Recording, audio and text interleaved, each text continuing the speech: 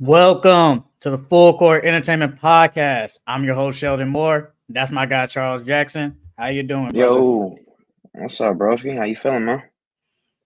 Uh, I'm okay. I'm okay. No, trying to win in fantasy, trying to win my bets. You know, we live in life, man. We okay. We okay. We okay. So we're gonna start off with our reaction from the rookie extensions that happened today. That happened about 2 days ago. And the first person we are gonna start off with is Jalen Green. Jalen Green, he signed a 3 year, $106 million contract, former number two overall pick. Obviously, he got lower value than he was supposed to do. What's your reaction to this deal? Like you said, I feel like he got lowballed. I feel like he accepted that contract because if he would have bet on himself, it was like, okay, if I get injured or I don't play as well this season, I won't get a bigger bag. But since he signed that 3 year deal, he got 2 years and then a player option at the end. So it's like you can still recoup that money in the future. But me personally, I thought that he should have banked on himself. Because the first game he played really well. But I think he should have banked on himself and see how he played at the end of the season, so he could have got a bigger bag. I think like I think I don't want to say he panicked, but I do think like, okay, I have been playing good, but been my I haven't been number two overall pick because he got nowhere near what all these other picks, even his teammate guy, and we'll talk about him later, but like Kay Cunningham, he got the full max. Franz Wagner got the full max, and he didn't get nowhere near that. But I feel like he has a little leverage though, because I mean, he plays good this year, the next year, and the year after that. If he plays good, he won't get traded. And there's actually a rumor. I don't know if you saw it. They're saying that this contract was made to basically trade him in the future. It's Yeah, I basically seen that. made like that. So, and what is how he getting? So one of that's only 35 a year, and 35 a year to some GMs, that's really nothing. Well, to some teams, that's nothing. So if he plays good, he can get even a bigger bag because he'll be like 25 years old when the new contract comes up. But if he plays bad, he'll still get his money. And even if he plays bad on, say, a new team, he can just opt into that deal. So hmm basically, I think he has all the leverage. Now, will a team take a chance on him? There could be a team that take a chance on him, but I do think the Rockets actually want to keep him because they probably do consider him a cornerstone. But to them, he probably hasn't lived up to second pick. But I think for him, I think it's okay. But I definitely think he probably should have got more. So can he be? I was gonna call that man Jordan Clarkson, but can he be your best player on your championship team? No, he could be Can he be my. your He could low second key be best? like my third. I think he could be my third Third? because he doesn't do nothing else but score. Like that's what he might get you some rebounds here and there, but he doesn't facilitate. His defense isn't really that good, so really he's just a scorer. And I feel like if you the third team, like let's say the Nuggets, if he's on the Nuggets, I think he could be the third best scorer on that team. I mean, I think he could be the third best player on that team. Let's just take away Michael Porter. He's gone. I Mm-hmm. think they can still be really good, even with Jalen Green. Just take out Michael Porter, even though the size difference is a big deal. But just take that out. Yeah, I think he can. I think he could be a third, but not your best. Hell no. Hell no, brother. Hell no. But I think it's okay. And if he plays good, and the next man, he could probably get a $50 million deal though. If he plays better, he can definitely get a $50 million deal. All right, the next person is his teammate Alperen Sengun. He signed a 5 year, $185 million contract, and I don't think there isn't no player options in this deal. So, was it a good deal that the Rockets basically gave Uh, him 185? yeah, I think it was a steal for them, to be honest with you. The way Sengun been playing like he should be in the 200s. To be honest with you, because he was a second round pick, wasn't he? Yes, Or was he it like was either late first, mid first, late first, or second round, something like that. yeah, so it's like he's definitely outplaying that value. And since he's been with them, he's been very good. They run the offense through him. Um, he rebounds really well. He's improved on the offensive end every year. I think it was a great deal for the Rockets. But if I'm saying Goon, I want that 200. But that's not a bad deal at all. He's definitely worth it. He was a pick 16. Pick So 16. yeah, so All right, so he was in the he was like, he was right at basically the yeah, lottery. yeah. You could basically say a Yeah, lottery pick. yeah. So, Uh, well, yeah, he deserves that. I think it's a good. I think it's a good deal for him. He's clearly their best player. Is he their best scorer? No, but he is their best overall player. Obviously, Hmm. best rebound on the team, best passer on the team, low key, and he's a good scorer for him. And I saw yesterday he was shooting threes, but we'll talk about that when we talk about the what we saw yesterday. But I think getting him as your cornerstone, you locked up him and Jalen Green as your cornerstones. I think is a really good deal for him. And I think they got still they got the Charmander of the bigs. Like I really do like this deal. And the Rockets are they got a future. Like they really got a future. This is the best we've seen the Rockets since James Harden basically left. They still need a superstar though. I don't with Sagoon and just Jalen Green. I don't think you can win a championship just with them too. They need one. They need a superstar. And that's why they got those picks because they could potentially trade for a superstar. That's why they got Hmm. him. So I have no problem with them getting that picks in. Like I said, Jalen Green could be moved, and you use that as a trade chip. You definitely use that, or maybe even the younger players and say Jabari Smith, who sold me yesterday, but that's neither here or there.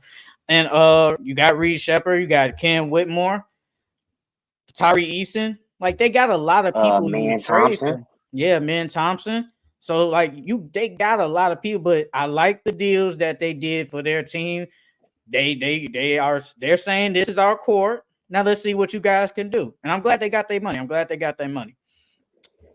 The next person is Jalen Johnson. He signed a 5-year, $150 million contract. We're both really high on him this year. Did he deserve that contract? Hell yeah. Hell yeah, he deserved it.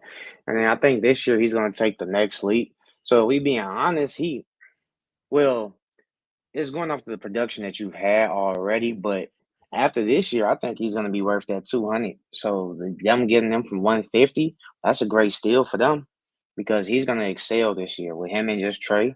He's gonna have so many opportunities to score the ball. He likes to bring it up in transition, so he's gonna have the ball in his hands a little bit more. He deserves it. He's gonna play very well this season. Yeah, Jalen Johnson is the 150. Is that the max, or is that the max? And then obviously you make a All NBA or something. That's when it goes up to the 200. Um, Because I wanted to see what's Cade's contract. What's his? K is to 5 years, 224. Okay, so With a all that's NBA probably or the like a all added with star the All something. NBA, and it makes it to two something. Yeah, Okay. yeah. So yeah. So Jalen Johnson, yes, I definitely think he deserves this contract. Obviously, we've been saying it for basically like the past 2 weeks straight. He's the second best player on that team. Played pretty okay yesterday. I think he played pretty good. He's only going to get better. And the Hawks, even though we think they're probably the most mid team in the NBA, they have a core. They have a Hmm. core. So they're locking up their core players for the future. And I think Jalen Johnson definitely deserved it, even though last year was really his first year really getting significant minutes. He deserves that 150. I really think he deserves it, and I think he's gonna play. I already said I think he's gonna play really good. The next guy is Trey Murphy from the New Orleans Pelicans. He signed a 4-year, $112 million deal. Did he deserve that? Yeah, Trey deserved it last year. Well, really, since he got in the league, he's been playing really well. Like with all these players, I low key think all these players got lowballed in a sense. Because Trey Murphy, he hasn't had the opportunity to get tick for real, because you got Brandon Ingram there, you got Herb Jones there, you got Zion there, so you got a lot of guys in his positions that's playing in front of him. So he couldn't get that 150 like Jalen Johnson or Suggs or most of these other players. But yeah, he deserves it. He's played really well since he's came into the league. He's a really good 3-point shooter. Defense is pretty good, athletic. Um, so yeah, I think he deserves it. He has a nice IQ. I think he deserved it. Um, I like Trey Murphy. I definitely, I really like his game. Definitely, he's probably the best 3-point shooter on that team, honestly. And they have some, they have, they have somebody once Brandon Ingram if he leaves, or they eventually trade him. They finally have a guy. I think his defense is okay, but it's really like his offense. Like when Hmm. he's on, and Yeah. he's gonna shoot a lot of threes. And that's what you need when you playing with a guy like Zion. You need 3-point shooters around him. And that's what they did. That's basically what they had, because you got Herb Jones, now then Trey Murphy, whenever he eventually starts. Because I always said I think they eventually want him to start. You just can't start him really because NBA politics. You got to start Brandon Ingram. That's just how it works. But I do think he definitely deserved this deal, man. I'm glad he got it. And so far, he is hurt to start the year, but he's going to come back, and I think he's going to play good coming off the bench. The next guy is Jalen Suggs. He got 5 years, $150 million. Did Jalen Suggs deserve this contract? Well, I'm not really that high on Jalen Suggs. One, because he can't stay healthy. I mean, last year was his one of his most healthy years that he had in the league. But he's really good defensively. He plays with a lot of heart. He makes all the 50-50 plays. His shooting has improved. Um, he's a balanced player. Like, he's not really a point guard, but he's not really a scorer. So like he's really like a balanced player. But the 5 years, 150, yeah, I think he deserves it after what he did, help lead that team to the playoffs last year. And what they was a top five team last year, wasn't they? Top 16 last year. They They were was what, five. number They were fifth. four? They were They were four or fifth. five. They were Five, fifth. fifth. Yeah. So, help that team get the fifth seed, and I think he's low key there. Well, Wendell is technically their anchor on defense, but he might be their best defensive player. Um, so yeah, I think he deserved it. I'm gonna say no. I don't think Mm, Jalen Suggs is a $30 million player. I think he's around the 20 mil. And I feel like because he is one of your younger players on that team, and obviously, the Magic are not like they're not a big market. And no mm-hmm, one, no big star player is gonna go to Orlando. I don't know, like it's Florida. It's Florida. So I don't know why people don't go there. I don't know why there is no state income taxes. So, me personally, I think he's maybe like a $20 million player, maybe 25 at the max. But his defense, he was an all defensive team player last year. And I think that is what helped. Offense is not bad. I think he's a decent offensive player, but he's is he the third? Is he the definite third best player on the team? I would say either between him and Wendell. Obviously, we know the first two. yeah, yeah. I say it's either between him and low key. I give it to him only because Wendell's been in the league for like 4, 5 years now, and he hasn't really improved offensively. So I really say Jalen Suggs is their third best player. Gave me a decent amount of points in fantasy yesterday. It okay. Is he? He's not even. I don't even think he's their third best scorer. Who Suggs? Yeah, I don't even think he's the third best. I think Mm. Cole Anthony is a better scorer than Oh him. yeah, Cole Anthony's a better scorer than him. So it's like, does he like? I don't know if he worth 30, but I definitely think he's worth 20 something. So I'm gonna say no, What but I'm about not upset he 25 to got it. 27? Hmm. I said about 25 to 27 a year. And I might go Or 23, like low 25 at the 20. most. 25 at the most. I'll say probably 23 though. And then especially, he's been hurt. So, and then he finally had his healthier season. So I get it. You basically banking on his defense, which is great, offense to be Hmm. better. and you just hope he stays healthy. I hope this is more healthy years to come. So I'm gonna say not really, but I'm not upset that he got it. I'm really not upset. All right. The Warriors extended Moses Mooney 3 years, $39 million. Did he deserve that?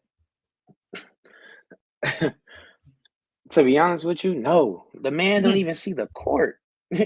Y'all, I mean, like it has to be on his potential and what they seen in practice and what they think he can be because the man barely sniffs the court in order for you to say he deserves an extension or not. I mean, when he gets on the court, he plays good defensively. You know, he's a decent 3-point shooter. But to me, I haven't seen enough for him to get extended. I'm surprised he got extended at all, and then they didn't extend Kaminga. We'll get to And him. We'll Kaminga's a get to we'll and get to Kaminga's Kaminga. a better player. So it's like We'll get I to don't I Kaminga.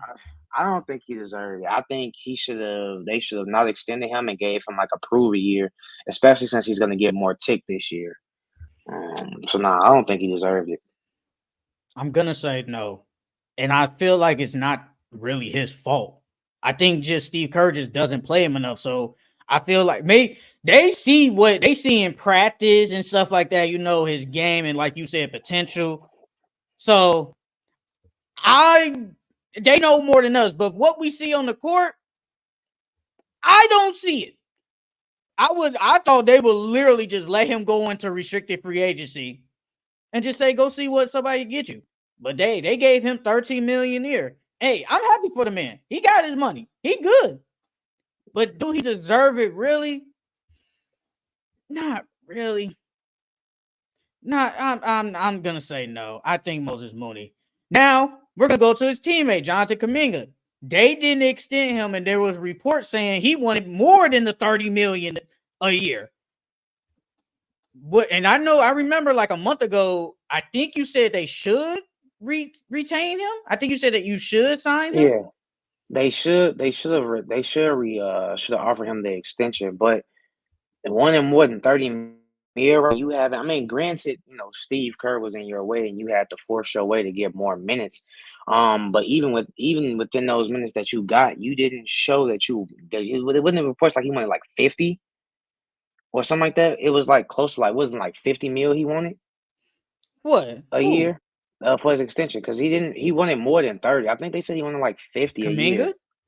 Yeah, or like some or like I think 40 or I something don't like know that. what the overall number. I just saw the report saying he wanted more than the 30 mil But average. but regardless, like the production that you gave, it didn't warrant more than 30 mil a year, bro. Like you're making it seem like if you wanted more than 30 more mil a year, you have to have an all-star appearance or something. You weren't even playing on an all-star level.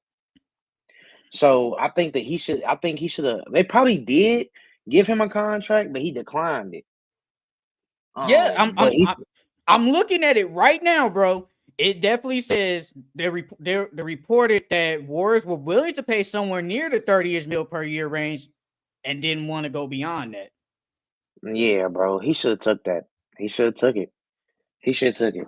He would have been the Now, I second mean, player on the team, and then money wise. and so now you're betting on yourself, and so now really they control your destiny now, because there's already reports saying that they didn't want to start him next to Draymond. Which they did. So it's like now, so now it's like Steve Kerr has the power in his hands to control your future. Either he can play you a bunch of minutes, and you can show that you was worth more than 30 mil, or Steve Kerr can play you 25 to 28 minutes, and and the only way you get paid is unless you go crazy every game. So he should have took it, in my opinion, and got that monkey off his back and just played well.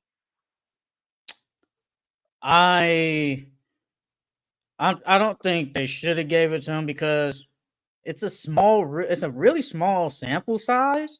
Because last year is really the only sample size of him getting significant minutes, and we saw him. And I think the Warriors really want to see what if he could replicate that again. And I Mm, kind of don't blame them for doing that because you were good last year when you got the minutes, but now this year going into the new year, and you are clearly one of our best players. You're gonna get the 30 plus minutes a game. Let's see if you could do it again. And then if you exceed expectations, we'll sign you. We'll give you the money. But I do think they want to wait. I got a question. Would you What's be up? shocked if Steve Kerr puts him on the bench sometime this year, anytime this year? Would you be Yes. shocked? Yes. Yes. He's your second best player. There's no reason why he should be on the bench. Steve Kerr be on a You lot of play your BS. you play your best players.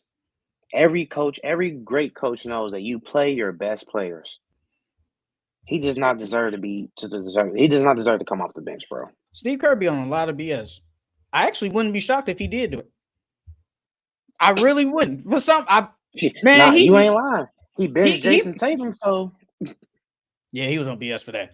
But I mean, he put AirPods on the bench, and he might anytime this year he might put AirPods in front of Kaminga. I wouldn't be shocked, bro. It's Steve Kerr. I wouldn't be shocked. All right, but let's grade these. Let's grade these deals. What do you grade the Jalen Suggs trade? the extension. Yeah,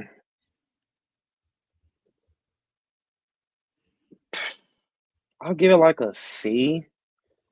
I give it like a C, like a C plus, or just a regular C. I'm giving Jalen Suggs. I'm giving the contract extension a C minus. Like I said, I don't think he really deserves that much, but I'm glad. I'm glad he got. I'm glad he got his money. I'm okay with that. Next player, Jalen Green. What do you rate it? For the Rockets, I'll give that was a B plus because you got him for a low deal, and then like you said, if you want to trade him, you got a decent contract to trade him and flip him and get somebody better, or to pair him with these picks to get a superstar. So I'll give it like a B for the Rockets. I give it a B minus. I give the contract extension a B minus. I think Jalen Green has leverage, and the Rockets got a core player and potentially a trade piece. Alperen Sengun. What do you trade it? What do you get? What Oh, do you grade the trade? that's a A. That's a A. You lock up one of the best bigs in the league, one of the best young bigs in the league. And like you said, he's one of their cornerstones. And you get him locked in for 5 years. So that was a good deal for them. I give it an A plus. Both of them win. Rockets win. You keep your best player, and Sengun gets his bag. A plus. Jalen Johnson. What do you grade it? I wouldn't give it an A because me personally, I think he deserves more money. But I'll give it like a solid B plus. I give it a B plus. I give it like an A minus. He probably should deserve more, but I think this is the most they can give him. I give the contract A minus. Trey Murphy. What do you grade it? I'll give that one a B too. Like you said, they lock up one of the best young shooters in the league to pair with Zion and help him. And then you potentially got your replacement piece in Brandon Ingram. I give it like a C plus, B minus range, but I'm gonna go with a B minus. I think it's a good trade. You get him on the you get a player with you get a player like that for the low. So I think Trey Murphy gets his money, Pelicans gets his money. I think it's a good deal. So I give it a B minus. Last person, Moses Mooney. What do you grade it? I give it a D.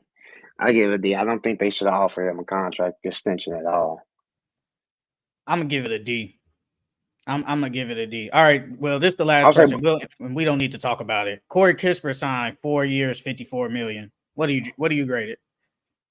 low key. I don't believe in Corey Kispert. I think Corey Kispert is a G League player. I don't Yeah, think. for real. I think he's okay. Yeah, I think. Yeah, I mean, yeah.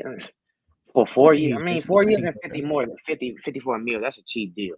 So you got a decent shooter on a cheap deal, but I don't he's like a regular role player to me. Um Yeah. I Okay. That's I only get I 13 give a it like a year. C. That's only I give it 13 a like a year. I C. thought that was decent. I give it a C. I give it a C. But I before we give move on, it we missed some players. We who? missed some players. Who? There was some that didn't get contract extensions. Oh, we can Cam talk about them. Thomas. Yeah, I'm Cam not worried Thomas didn't about get a them. contract extension. He should have after what he did. I knew he Even with wasn't. KD and Kyrie, yeah, he played well. Then when they left, he played well. He should have at least gotten. He should have got an offer at least, bro. And they didn't even extend him at all. He was in that same draft class? Yeah. And then Trey Man. Trey Man didn't even get a rookie extension. I mean, not a rookie extension. Yeah, rookie extension. He didn't even get one. The one on the horn, the one from Charlotte? Yeah. What has he done to deserve one? He played once he got tick, he played really well. If Corey So, Kispert, but Corey Kispert can has get 3 4 million, years. He has 3 years of what we've seen. We've only really seen Trey Man, at least with the Hornets, we've only seen like 15, 20 games. and from them 15, 20 games, is he better than Corey Kispert? I think they the same. I believe so. I'll probably take right now. I'll probably take Corey Kispert only because I think he's a better shooter. But we've seen more of Corey Kispert, though. That's the thing I'm saying. If Trey Man, if he plays good this year, they could re-sign him in the offseason.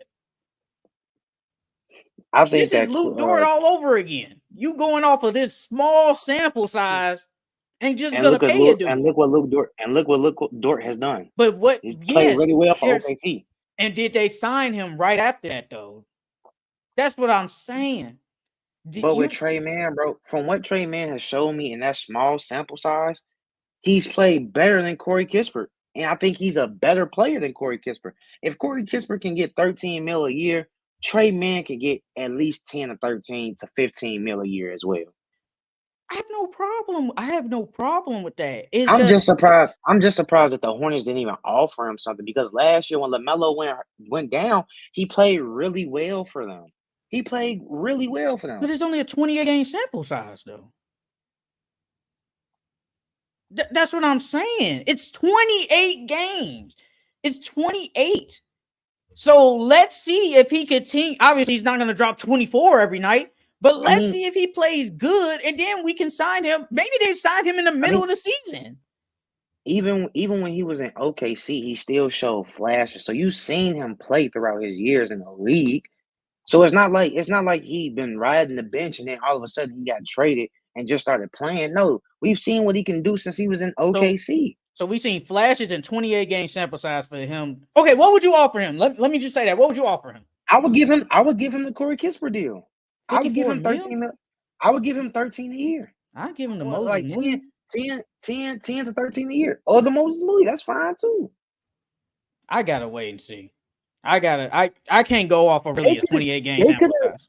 They could have gave him a Jaden Hardy deal. Jaden Hardy signed for 3 years, 18 mil. They could have at least gave him that. Can we really argue that Jaden Hardy has probably played a little bit better more than Trey Man? Now, granted, it's not Trey Man's fault because he had all those other players with him at OKC, but can we really say Jaden Hardy has played better than him? Can we say that? Jaden Hardy didn't even sniff the court until last year. But can we say that though? At least Trey Man played since he been in the league. Jaden Hardy really just sniffed the court last year, and barely at that. How long has Jaden Hardy been in the league? His second or third year. I think it's like his third year. Well, this is second year in the league. This is second year this in the year? League. This year? No, this will be his third. So at least we've seen 2 years of Jaden Hardy. 2 years. Bro, I get it. I get what you're saying. But it's like 2 years versus 28 games. Come on, brother. Come on. Like, come on, be serious. Bro, when he was in OKC, his first year he played 22 minutes, next year 17, 24, and then he got traded that third year. Jaden Hardy, I don't even think Jaden. Let's see what Jaden Hardy. He played 2 years. He got his 2 years. Jaden Hardy, his first year he played 14 minutes. Second year he played 13 minutes. Jay, so you telling me we seen more from Jaden Hardy than Trey Man? I just gave you the minutes that Trey Man and played the last 3-4 years he's been in the league, bro. He's played more than him. But he hasn't done anything. What has Jaden Hardy done? I'm saying we've seen a 2-year sample size of more than Trey Man because he had all those players. He comes to Charlotte. He plays good. I'm not upset at that. I'm just saying we've seen a bigger sample size. That's all I'm saying. How How can you say that when the man has played more minutes than him every year he's been in the league? So how have you He, seen more from Jaden Hardy when he Trey played. Mann has played more minutes than him? But he hasn't done anything. And what he okay, his first year he averaged 10 points. I give you that. Second year, he didn't really do anything. Third year, got hurt, I guess. Didn't do anything. No, he got traded. He Sorry. I'm averaged sorry he more than got traded. Hardy. I'm sorry he got traded. But sure, but this is a new team. You have to wait and see if he's gonna continue. It's the same with Kaminga. I just said it with Kaminga. We just seen you. Let's see what you can do. I don't see what the problem is. What's the problem with waiting and see? What's the problem? The problem is we've already seen it from Trey Mann. He deserved at least that Jaden Hardy deal or that Moses Moody deal. Moses Moody got that deal and he barely even sniffs the court. And Trey that's why Mann we at both least agree he Trey don't Mann at deserve least that. got Trey Mann at least got 22 minutes, 17. I even rounded up to 20. And then 24 minutes his first 3 years in the league. Jaden Hardy didn't even sniff 20 minutes, and he's been in the league for 2 years already. And you're I saying he agree with deserves his that. contract versus him? I agree with that. Oh, I'm just not gonna go off a 28 game sample size. That's all I'm he played saying. more than 28 games, bro. I'm He's talking played about more with than the 28 games in his Hornets. 3 I'm years. talking about with the Hornets. I'm only talking about the Hornets. That's all I'm talking about. But you have to look at the totality of his career. Then They looking at everything he's done into the league up but, until now. but why He have why deserved the contract but why extension. didn't they sign him then? Why you think they didn't give him the contract? Who knows? Who You know knows why he why. didn't do it? Know. You know He's why. played better than Jaden Hardy. He didn't play better than Moody. He played better than I'll say fucking this. Corey Kispert. And all them niggas got a deal before him. I'll say this. Is Trey Man do you think who's more of a cornerstone? Jaden Hardy or Trey Mann? Who's more of a cornerstone? I think they both on the same level. I think the Mavericks stink of Jaden Hardy more as a cornerstone. That's all I'm saying. And Trey Mann is probably better than him. He is. I think he is better than him. Trey Mann, 28 game sample size, play good. I understand. Let's just see if you can replicate that. Let's just say if you play decent, they can sign him in the middle of the season or after the season. It doesn't need to wait and see. Just like with Kaminga, we gotta wait and see. Let's just wait and see. That's all. I don't see the problem. I don't really see the problem with just waiting. Bro, this man, his rookie year played 22 minutes, and Corey Kispert played 23. So he played about the same. And Trey Mann averaged more than him. His second year, he got less minutes at 17 a game, and he averaged 7 points. Corey Kispert, his second year, had damn near 30 minutes a game and only averaged 11 points, bro. This is about only the same 11 points. Bro, Trey Mann had 17 minutes his second year. Corey Kispert had damn near 30, 28 minutes a game, and he only averaged 4 more points. Look who was in front of him. Do you not know who was in front of him? That's what I'm saying. But that's what I'm saying. From the sample size that we have of what Trey Mann has shown us, he's shown that he's a really good player and he can play in this league, and that he at least deserves a contract. Charles, I think this is what you're not getting. I think you kind of get it, but you don't. You just don't. You're not getting it, Charles. They're not looking at what he did with OKC. They're not, because if that was the case, they would have just gave him money. If that is the case, they're only looking at 28 games with Charlotte. And this is what I'm saying with Corey Kispert. You have a 3-year sample size of the Wizards with Corey Kispert. Charlotte is not looking at what he did with OKC. They're only looking at the 28 game sample size. Yes, he played good, but it's only 28 games. That's it. I don't think you getting what I'm saying. I understand that he played 28 games with Charlotte, but what I'm saying is you take those 28 games plus what he did in OKC. He got more. You seen that he played very well in limited minutes, and once he got to Once he got to Charlotte and got more minutes, you seen how productive he was. So you take what he did in OKC versus what he did in Charlotte when he got more minutes, and you put those two things together, and you give that man a fucking contract extension. Once again, you're not getting. You say you got it. They don't care what you did in OKC. They don't care. They don't. That matters. Your history But matters. I just can't pay you off of one fucking year because you played well. I have to look at everything you've done in the league. Have you gotten better each and every year? But a couple of years ago, you told me you was gonna pay Lou Dort after a 7-game series, though. And look, and he was worth it. I was right. No, you wasn't. Wait, let me finish. Let me say something. Let me talk. When Lou Dort, you said after the 7 games, you was gonna pay him after 7 games. And I said, let's wait and see, not just give it to him just off the 7 games. And once again, yes, they should look at that. They should. But I'm guessing, I'm just projecting, Charlotte is only looking at what you did for me, for the Hornets. Fuck what OKC did. Forget that. Yes, is that messed up? Yes. But they're only looking at Charlotte. So you're basing off 28 games, giving them contract. Okay, let's see what you do with a full season. Then we can sign you. That's it. They don't care what he did. I'm guessing they don't care. Because if that was the case, they would have did it. If that's the case. That's all I'm saying. They don't care what he did in OKC. They just don't care. 7-game sample size from Luke Dort showed me everything I needed to see. And I was correct about that. They should have re-signed him after that deal, though. I know they did. I know they did not sign him after that, but they eventually did. Yes, they did eventually did it, but not after that. They believed in him in order to give him a contract extension and sign him to more money. And I saw that in 7 fucking games. So the same thing I see with Trey Murphy. I've seen what Trey Murphy can do, and that man deserves a contract extension. Trey Man. Yeah, he deserves a contract extension. These GMs are fucking dumb. Now, what if he's just okay? What if he's just okay? Yeah, last night once Brandon Miller left. Yeah, he played good. He played really good. Exactly. I've seen that talent since OKC. He deserves a contract extension. Long story short, you care about the overall the 4 years. Charlotte doesn't. That's all I'm saying. They just don't care. They just don't care. Now, if that's dumb or not, whatever. They just don't care, bro. They just don't care. And I get what they're doing. I get it. It's 28 games. Let's see what you can do for a full year with us. Let's just see.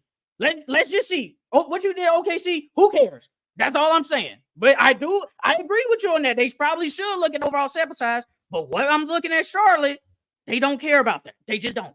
Let's see what you can do with the Hornets, bro. Let's just see. It's not that bad, bro. I think he's okay. And that's all I'm saying. I think teams just look at what this bigger sample size is than just 28 games. That's it, bro. That's it. That's all I'm saying. All right. That is it for our rookie extensions reactions. Let's talk about what we've seen from teams and players the first 2 games of the NBA season. You can start because I know you say you got a lot of notes. Well, let's start with opening night. Boston whooped the Knicks' ass.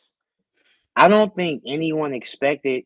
People probably expected Boston to win, but not like that. Bro, they shot at one point. Remember we was talking on the phone? At one point, they shot 60% from the 3. And the only reason why I didn't end that high is because they was chucking threes at the end to try to get that record. Bro, they shot let me see what I put on my notes. They shot 61 threes and only attempted 8 free throws. That is crazy. And then on the Timberwolves side, on the Knicks side, Cat and the Knicks, they play so soft. That is the softest I've seen them play in the last year or 2, bro. I couldn't believe it. And then their offense looked terrible. Mikal Bridges can barely shoot. I mean, he came out hitting shots in the second half, but before that, he looked terrible. OG didn't play well. I thought that their offense was gonna be more potent than that, but it wasn't. And then it just looked like the Celtics was playing harder than they were. And Jason Tatum was out there flexing on them. I say, who is this Jason Tatum? I ain't never seen Jason Tatum besides when he dunked on LeBron go out there and flexing and talking shit. I'm like, damn, they didn't turn Jason Tatum into a hoe. You thought he was dark skinned the way he was out there hooping, bro. I'm like, damn. And then the second and then the Knicks let them get all those offensive rebounds. Me personally, I think the Knicks were the bigger team, but how y'all let them get all those offensive rebounds? They couldn't even rebound. They couldn't even rebound against them. I'm like, damn, how y'all gonna let them out rebound y'all like that? But I mean, it's only one game, so you take it with a grain of salt. But as of right now, the Knicks don't look like they a Eastern Conference team the way they play. Like I said, granted, it's the first game and it's a long season, but that right there was a test. That was a test, and they failed. They failed tremendously. Uh, so with the Celtics and the Knicks, insert the clip. I said that can they match the 3-point production of the Celtics? I said no. Lo and behold, that's exactly what happened to them on Tuesday night. The Celtics look like obviously the team to beat for the next 50 years or something. They got 4 people that can drop 20 points on you. I saw Karl Anthony Towns, like you said, he plays off. I saw Jalen Brunson. Jalen Brunson can only do so much because he's small. He can score, but they're gonna try and take advantage of him because he's a small dude. I saw OG do nothing. I saw Mikal Bridges tried to fix his shot. He said, "Forget this," went back to his old shot and shot better in the second half. And once again, I said they don't have a bench. Outside of Miles McBride and he played okay, but that's not enough. You still don't. You Hmm. have no backup big. Jericho Sims. I mean, he had 9 rebounds, but after that, it's like he can only do so much. I Hmm. still have the Knicks second best team in the East. I'm still going with that, but I feel like just watching the Celtics, this ain't nothing new. This is how they play the game. They're gonna shoot a lot of threes. They got probably one of the best defenses in the league.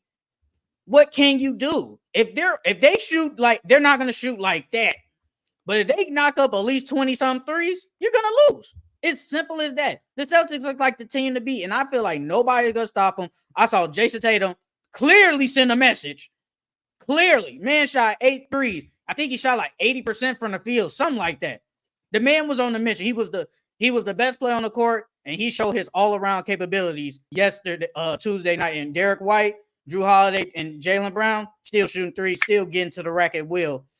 It's nothing. It's nothing they can do, bro. I think Jason Tatum is gonna have an MVP year this year. I think he's gonna be one of those top can him, Luca, and probably Ant. Is gonna be up there for MVP to conversations. Because if he plays like that every game, they gonna be hard to beat. They gonna be real hard to beat. Uh, so yeah, the Celtics, they're in a tier by themselves. It's the Celtics and whoever else you want to put below them. It's whoever else. The Celtics are just in another atmosphere, stratosphere, whatever you want to say. They're the team to beat. Um, what do you want to talk about the Timberwolves and the Lakers? Well, the Lakers for the most part they dominated. Um, but as far as the Timberwolves, that offense looks nasty. It looks so nasty, and I don't know if that's because, Julius just got there and they still need time to gel. And, Julius, he just came back from injury. So it's like he's not really back in basketball shape and basketball form. So I don't know if that had to play a part, if that played a part in it. But they definitely need time to gel. They only scored 19 points in the second quarter. I mean, they picked it up after that, but you can't score 19 points in a quarter and think you're going to win a game. You have to get in those 20 to 30 points per quarter if you want to win in the NBA. Ant looks like he took the next step though. And I like the way how aggressive he was. I like his leadership. When they were down big, he was telling them, "Man, come on, let's go. Let's go. Let's go." And then, they picked it up after that in the third and the fourth quarter because they came back. Um but yeah, that offense looks nasty. I think they need time to gel, and I think they need to fix that offense because it was a bunch of one-on-one basketball, and it was crowded. People were standing next to each other. It's like people didn't know where to go on the offensive end. But other than that, AD looked like he's on a mission too. AD looked like he's on a mission to he want to be in that MVP talk and he wants to be in that Defensive Player of the Year talk. So the Lakers look really good. Rui Hachimura started out really hot in the first game. He started out with intensity, was getting to the hole, and I was like, okay, I see you, Rui. LeBron didn't have he played okay. He didn't really put his input in the game, and I feel like there's nothing wrong with that. It's like he kind of coasted, but he's 40 years old. It is what it is. But he played okay. Anthony Davis now, that man was on a mission. I've already said he's a top 10 player in the NBA. So it's like this is not shocking, but it's like he got to the free throw line a lot. He got to the line a lot, and he was just dominant against Rudy Gobert. There's really nobody on the Timberwolves, at least, that can guard him. Julius Randle too small, Rudy Gobert too slow. It's simple as that. And if Anthony Davis plays like this, and if I expect LeBron to play better, but if those two play like that, and if the supporting cast just plays decent, I think they'll be good. Austin Reeves, he played good too. I think he played really good. And once again, I've said Austin Reeves is the third best player on that team. It should be D'Lo, but it's not. He's just not the third best player. He should be, but he's not. Austin Reeves is clearly the third best player on that team. And he almost had a triple-double, low-key. Not triple-double. I think he almost had a double-double. D'Lo could have played better, but he played okay, but D'Lo's gonna have better games. He's gonna have better games, and I gotta wait and see. Like, let's see if he just plays better. And for the Timberwolves, it looked like Anthony Edwards was out there it's like he couldn't do anything. There was no space on the floor. It was Julius Randle. He just came back. So I'm not looking into this game a lot because he just came back off of shoulder surgery. I think it was only really his second game. Like he played one preseason game and this is his second game. So he didn't really play good. The bench, yeah. I'm not. Are you surprised they didn't play Rob? No, because I told you yesterday, I feel like all them other people are just better than him. Outside of Joe Ingles. One thing I did like from the Lakers though, their offense. Their offense looks way smoother, and it looked like on a defensive end they actually know what they're doing out there. So far, JJ Redick looked like a decent coach. He doesn't look bad as a rookie coach. He, to be honest with you, that first game looked better than all of Darvin Ham games. I'm not even gonna lie. I've been saying Darvin Ham a bad coach, but or is he just a bad head coach? He might be just a bad head coach. But I've already said Darvin Ham is bad. Anthony Edwards, I mean, I've seen a lot of people say this is going to be an ugly offense, and he's going to have to try as hard as just to get 20 plus points. And from that first game, it did look like it's like, what can he do? And he was just taking a lot of threes. And we was talking about attempting a lot of threes. He definitely attempted a lot of threes. Because it feels like that was all he could do. How many he take? 13. He hit 5 and shot 13. He was 10 for 25. The closest person was Dante DiVincenzo with 11 shot attempts. So he basically was trying to will them back in the game because they were down by a decent amount because no one else was doing anything. And honestly, they were down by 19 at one point. Yeah, he played bad himself. So it's just one game. I think the Timberwolves are definitely better than this. It's gonna take time. Like, let me see in December how they look. Let's see in December how they really look, and then I'll say, yeah, this offense looks bad. They're not gonna do nothing. Let's wait and see. All right. So, what game did you like, or player did you like from yesterday? Well, I went through every game and took little notes from every game. But from that Cavs and Raptors game, Mobley is looking like he's proving me wrong. This is what I wanted to see from Mobley. I wanted to see the offensive growth. He was playing more on the perimeter. He was handling the ball more. I seen him on the perimeter attack closeouts and drive to the rim and have the ball in transition a little bit. I like that. I really like that. He shot how many threes did he take? Uh, where? Let me see. Let me see. Let me see. Let me see. He took two. He took two. That's not bad. But I like it. His offensive game looks better. It looks better. This is what I was looking for. And then on the Raptors side, the Raptors just look bad, bro. I know Quickly got hurt and RJ isn't there right now, but they look bad. They look like a top three pick in the lottery. I mean, I ain't really took notes on this game outside of Mobley looked amazing. He looked like he wants to. It looked like he's going for all defensive player, and he could make an all-star team. I felt like this was the game his offense really showed. Was able to get to the rack, still showing the good defense.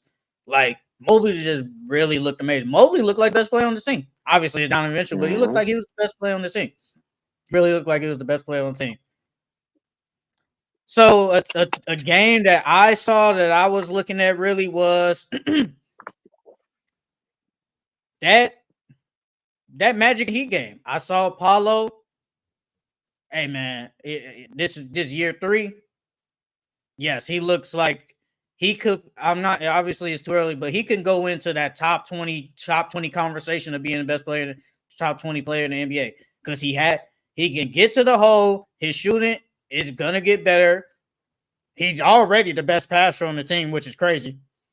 He did whatever he wanted. And Yeah, the Magic just bullied the Heat. The Heat looked like they just came out flat and looked like we're here. We're here. Let's just get this game over with. Bam didn't have a good game. Jimmy plays terrible. And it's like terrible. they need more. They need Jimmy Butler to come play.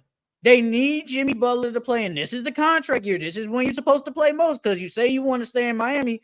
But 3 points. Well, first of all, you only took 8 shots. You got to give me more than 8. You got to at least give me 13 shots attempts at least. Because I'm looking at Terry Rozier with 15 and Jovic with 15. How come you only taking 8? Like, no, it Yeah. shouldn't be like that. You have to give me more than 8 attempts. And the same with Bam. Bam only attempted 5. We got to get Bam more in the offense a little bit. Bam is one of the best for a center league mid-range shooters.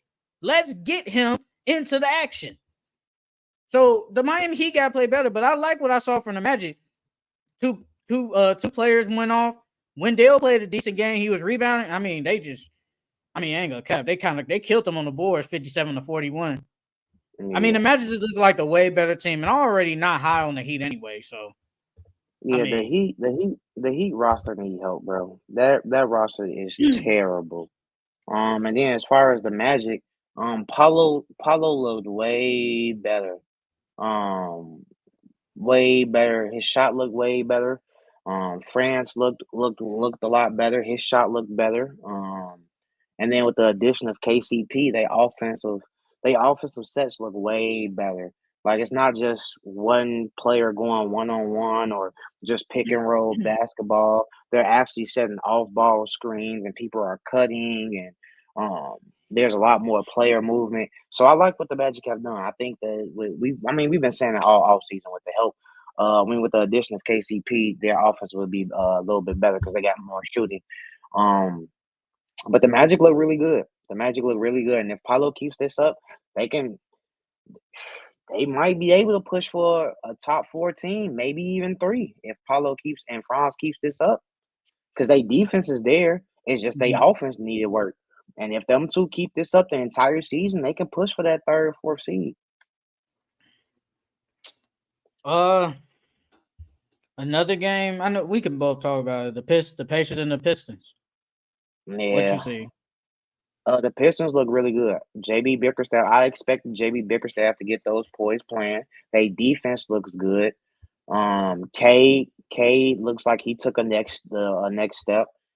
Jaden Ivey played well. I mean, he didn't really shoot. I mean, he didn't really shoot the ball from 3 well, but he got to the line. He attacked. He shot his free throws. He limited his turnovers. I like that. But honestly, the Pistons choked that game. because they was up most of the game and they was going back and forth most of the game, and they had the lead in the fourth, but they couldn't just close. They couldn't close it out. I mean, and part of that is because they're a young team and they've never really been in games like that. But they need to figure out a way to close games. But other than that, the Pistons look really good. They're gonna be really competitive, and they don't look like a free W coupon no more. Teams are gonna actually have to come out and play against them every single night. Um, well, from the Pistons side, really what I like is they put shooting around Cade, and I feel like that's what he's been missing because last year he had no shooting. His best shooter was freaking Isaiah Stewart, and Hmm. that's not happening now. Now he has Tobias, he has Tim Hardaway, he has Malik Beasley, who both played a pretty good game yesterday. They played pretty good, and also Jaden Ivey now. He has the shooters around him, and I think that's what a K type player needs. And K looks like he just looks really good, and I feel like basketball discourse knows he's good. It just doesn't have the talent around him and the shooters around him. Well, now he has that. So I expect Cade to have a big year. And like the Pistons, they look better. This was a game I was like, you know what? They're playing good. And like you said, the defense looked better because there were some times they was definitely playing some good defense on the Pacers. They was playing some Hmm. good defense. So I give the Pistons a lot of credit, even though it was a W, even though it was an L. And the Pacers still can't play defense. They still can't. Like Hmm. even though technically they only gave up 109 points, I saw a couple of possessions. They just let people just go right by them. It's like, bro, you can't get a stop in. Tyrese played really bad. He played really bad yesterday. Honestly, they really got saved by Pascal and freaking Miles Turner. Miles Turner played pretty good yesterday. And Pascal, he was their best. He was honestly their best player, all around player. And you got to give a shout out to Ben Mathurin, who just came back from injury. He gave you 19 off the bench. So I mean, they played good. I think it was just the experience came out more than the Pistons. The Pistons don't have Hmm. enough experience in close games like that. Hmm. And the Pacers, and they made some clutch shots down the stretch. And the Pistons didn't. But the Pacers, they played okay, but they gotta play better. That defense gotta get better though. What's another game you like or a player? Uh, well, let's talk about that Bucks game. Dame looks like the old Dame again. He shot 6 from 12 from three. And then Giannis jump shot looks way smoother than it did in previous years. I can tell he's been working on his jump shot in the summertime. He hit a pull up midi. He came down, he hezzy and then pulled up. I said, oh, when you add that to your bag. But yeah, that Giannis jump shot looks more fluid. The Sixers really need another big. Because I understand, Joel Embiid might Joel. not play that many games. Joel's I the mean, yeah, Joel might not play that many games this year. I mean, they got Andre Drummond as they backup, but big. after that, they have nobody. They have nobody, so they need another big on that roster. But yeah, I was really glad to see that Dame is back to the old Dame. So all those reports about him not coming into camp in shape and not really being able to train like that, I think those were true because last year from three he shot terrible. And even though, like I said, even though it's the first game, you take it with a grain of salt. He just looks like he's out there moving better. To me, he looks like he's moving way better than he was last year. Um, my takeaway is the Sixers not gonna do nothing if Joel and Paul George ain't there. Because we saw it last year when Joel got hurt. They were a bad team. Tyrese Maxey can only Hmm. do so much, and outside of Maxey, really, who else is gonna score for you? Yes, Kelly Oubre. I'm looking box score at 21, but I know he's like a rhythm Kyle Lowry shooter. played well. Yeah, off the bench, but I'm not trying to depend on 50-year-old Kyle Lowry to have a good game all the time. I can't it's not gonna happen. But Kelly Oubre is more of a streaky shooter. If he ain't on, he can't do nothing for me. And Nick Nurse started KJ Martin over Caleb Martin, which was kind of weird, but that is what it is. Caleb Martin, he played okay. He gave you 12 points, 9 rebounds. But I just think they really just need their stars to come back, and then they can be one of them top teams in the East. And on Bucks side, I think I really was their role player. I said that their role players they got are better than what they had last year, but I still was like, I don't know. But Torian Prince, who was, he was kind of bad and okay last year for Lakers. He played pretty good, and I feel like that's what you need. And Gary Trent, he took that little small deal. He played okay too.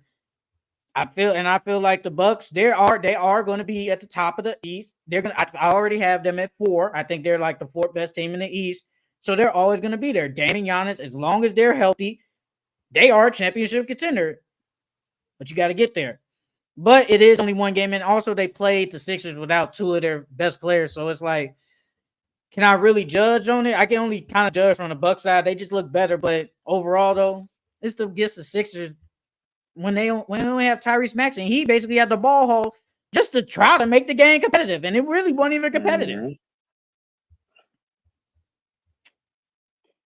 Mm-hmm. The Hornets and the Rockets. The Hornets and the Rockets. I like what Charles Lee has done with the team. Like I've been saying all season, JB Bickerstaff and Charles Lee are gonna get them boys playing, and that's exactly what he did. They defense looked a little bit better. Because usually the Hornets are giving up 120, damn near 130 points per game. They're giving up high hundreds. I think the high what they scored like 1-0. They scored less than 110, didn't they? Who, the Rockets? No, yeah, the Rockets. They scored like less They than scored 110, didn't they? 105. 105. 105. Yeah, so that's not bad. They play a good D. LaMelo looks good. He just needs to stay healthy. He made some big shots. Trey Mann, we just got done talking about Trey Mann. Trey Mann looked good. He hit a big three with like 3 minutes left to tie the ball game. Sengun and Green, they played well too. They showed that they deserve those contracts, and they showed that they should be cornerstones, and they should be looked at as two of the best young players in the league. Um, but with Brandon Miller going down, I thought they were gonna lose that game, but they didn't. I like that everyone stepped up and everyone played their role in order to get that victory. But I got to see what Brandon Miller looks like with that team once he gets back. But I like the Hornets. I like the Hornets a lot. Yeah, Brandon Miller only played 11 minutes because he Hurt I his think he hip. hurt his hip. He hurt his hip, so Yeah. he had a nasty dunk too. But he only gave you 11 minutes. But the Hornets, like you said, they look better. They look, and you've always said, I think they're going to take it seriously because they wasn't taking it serious with Steve Clifford. But I feel like with Charles Lee, like you said, they're going to be serious now, and they fought back and they didn't because usually they get blown out like that. It's Let's just over go with. to the locker, fellas. Let's go to the locker room, fellas. Hmm. But they didn't. They stayed in that game. And LaMelo, he looks like a star when he's healthy. When he's healthy, he looks like a star. And that's what he did. He almost had triple double. He had 34, 10, and 8. This is what he does. So this isn't shocking. Like you said, just stay healthy, brother. That's all you gotta do is stay healthy. And he looks Hmm. really good. We know what his talent is. We know he's a talented player. Just gotta stay healthy. Hey, I Now, love. Go ahead, my bad. no, Go go ahead. ahead. Go ahead. I was gonna say I love when LaMelo play, bro. Like his shit talking, I love it for the game, bro. He come down, he hit a three, he in his arm, yeah, I'll say, yeah, talk that shit, Melo. Yeah, man. But yeah, did you see his post game interview? They asked him He about shot Kimba. him. I thought he shot. I saw he shot out LeVar, his dad. Yeah, he shouted out LeVar, and then they asked him about Kimba. They was like, yeah, how's Kimba helped you? He's like, yeah, Kimba, that's family, that's my dog. You know what I'm saying? He already he's like he be over at the house all the time. I fuck with him and I fuck with his family. I said, oh, this nigga, he's so unprofessional, bro. But I love it. I love it. And on the Rocket side, I think they gotta give. I think they gotta. Jabari Smith has to be in the offense more. Even though he sold my bet, I do feel like they gotta give him the ball more. He only had 7 attempts and only had 8 points. I feel like he just has to be more aggressive. Like you shouldn't only give 5 boards. I think you should get around because last year he averaged like 8. I just feel like somehow Ime has to give him the ball. I think he's either the third or fourth best player outside of Fred, whichever one you want to do, pick whatever. But I think Sengun had a pretty good game. He was a dominant on the boards. He had 18 rebounds and 25 points, and he shot 2 threes. So I think he had like a great game. Kind of not a great game outside field goal percentage, but I think he had a good game. Jalen Green played okay. You still got to get assists though. Like I feel like you gotta. you have to at least give me 3 assists a game. You got to get your teammates involved. But the good thing is he didn't turn the ball over, and Mm-hmm. that's a good thing. And I don't know what Dylan Brooks is out there for.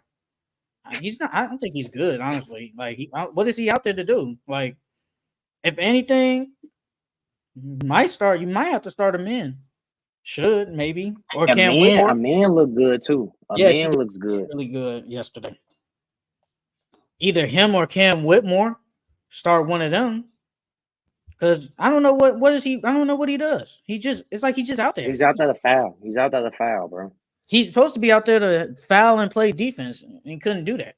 Like, bro, you getting cooked. Like y'all supposed to win that game, and y'all so not. It's not entirely his fault, but you're supposed to be like their best perimeter defender, low key, and you out there getting Mm-hmm. cooked.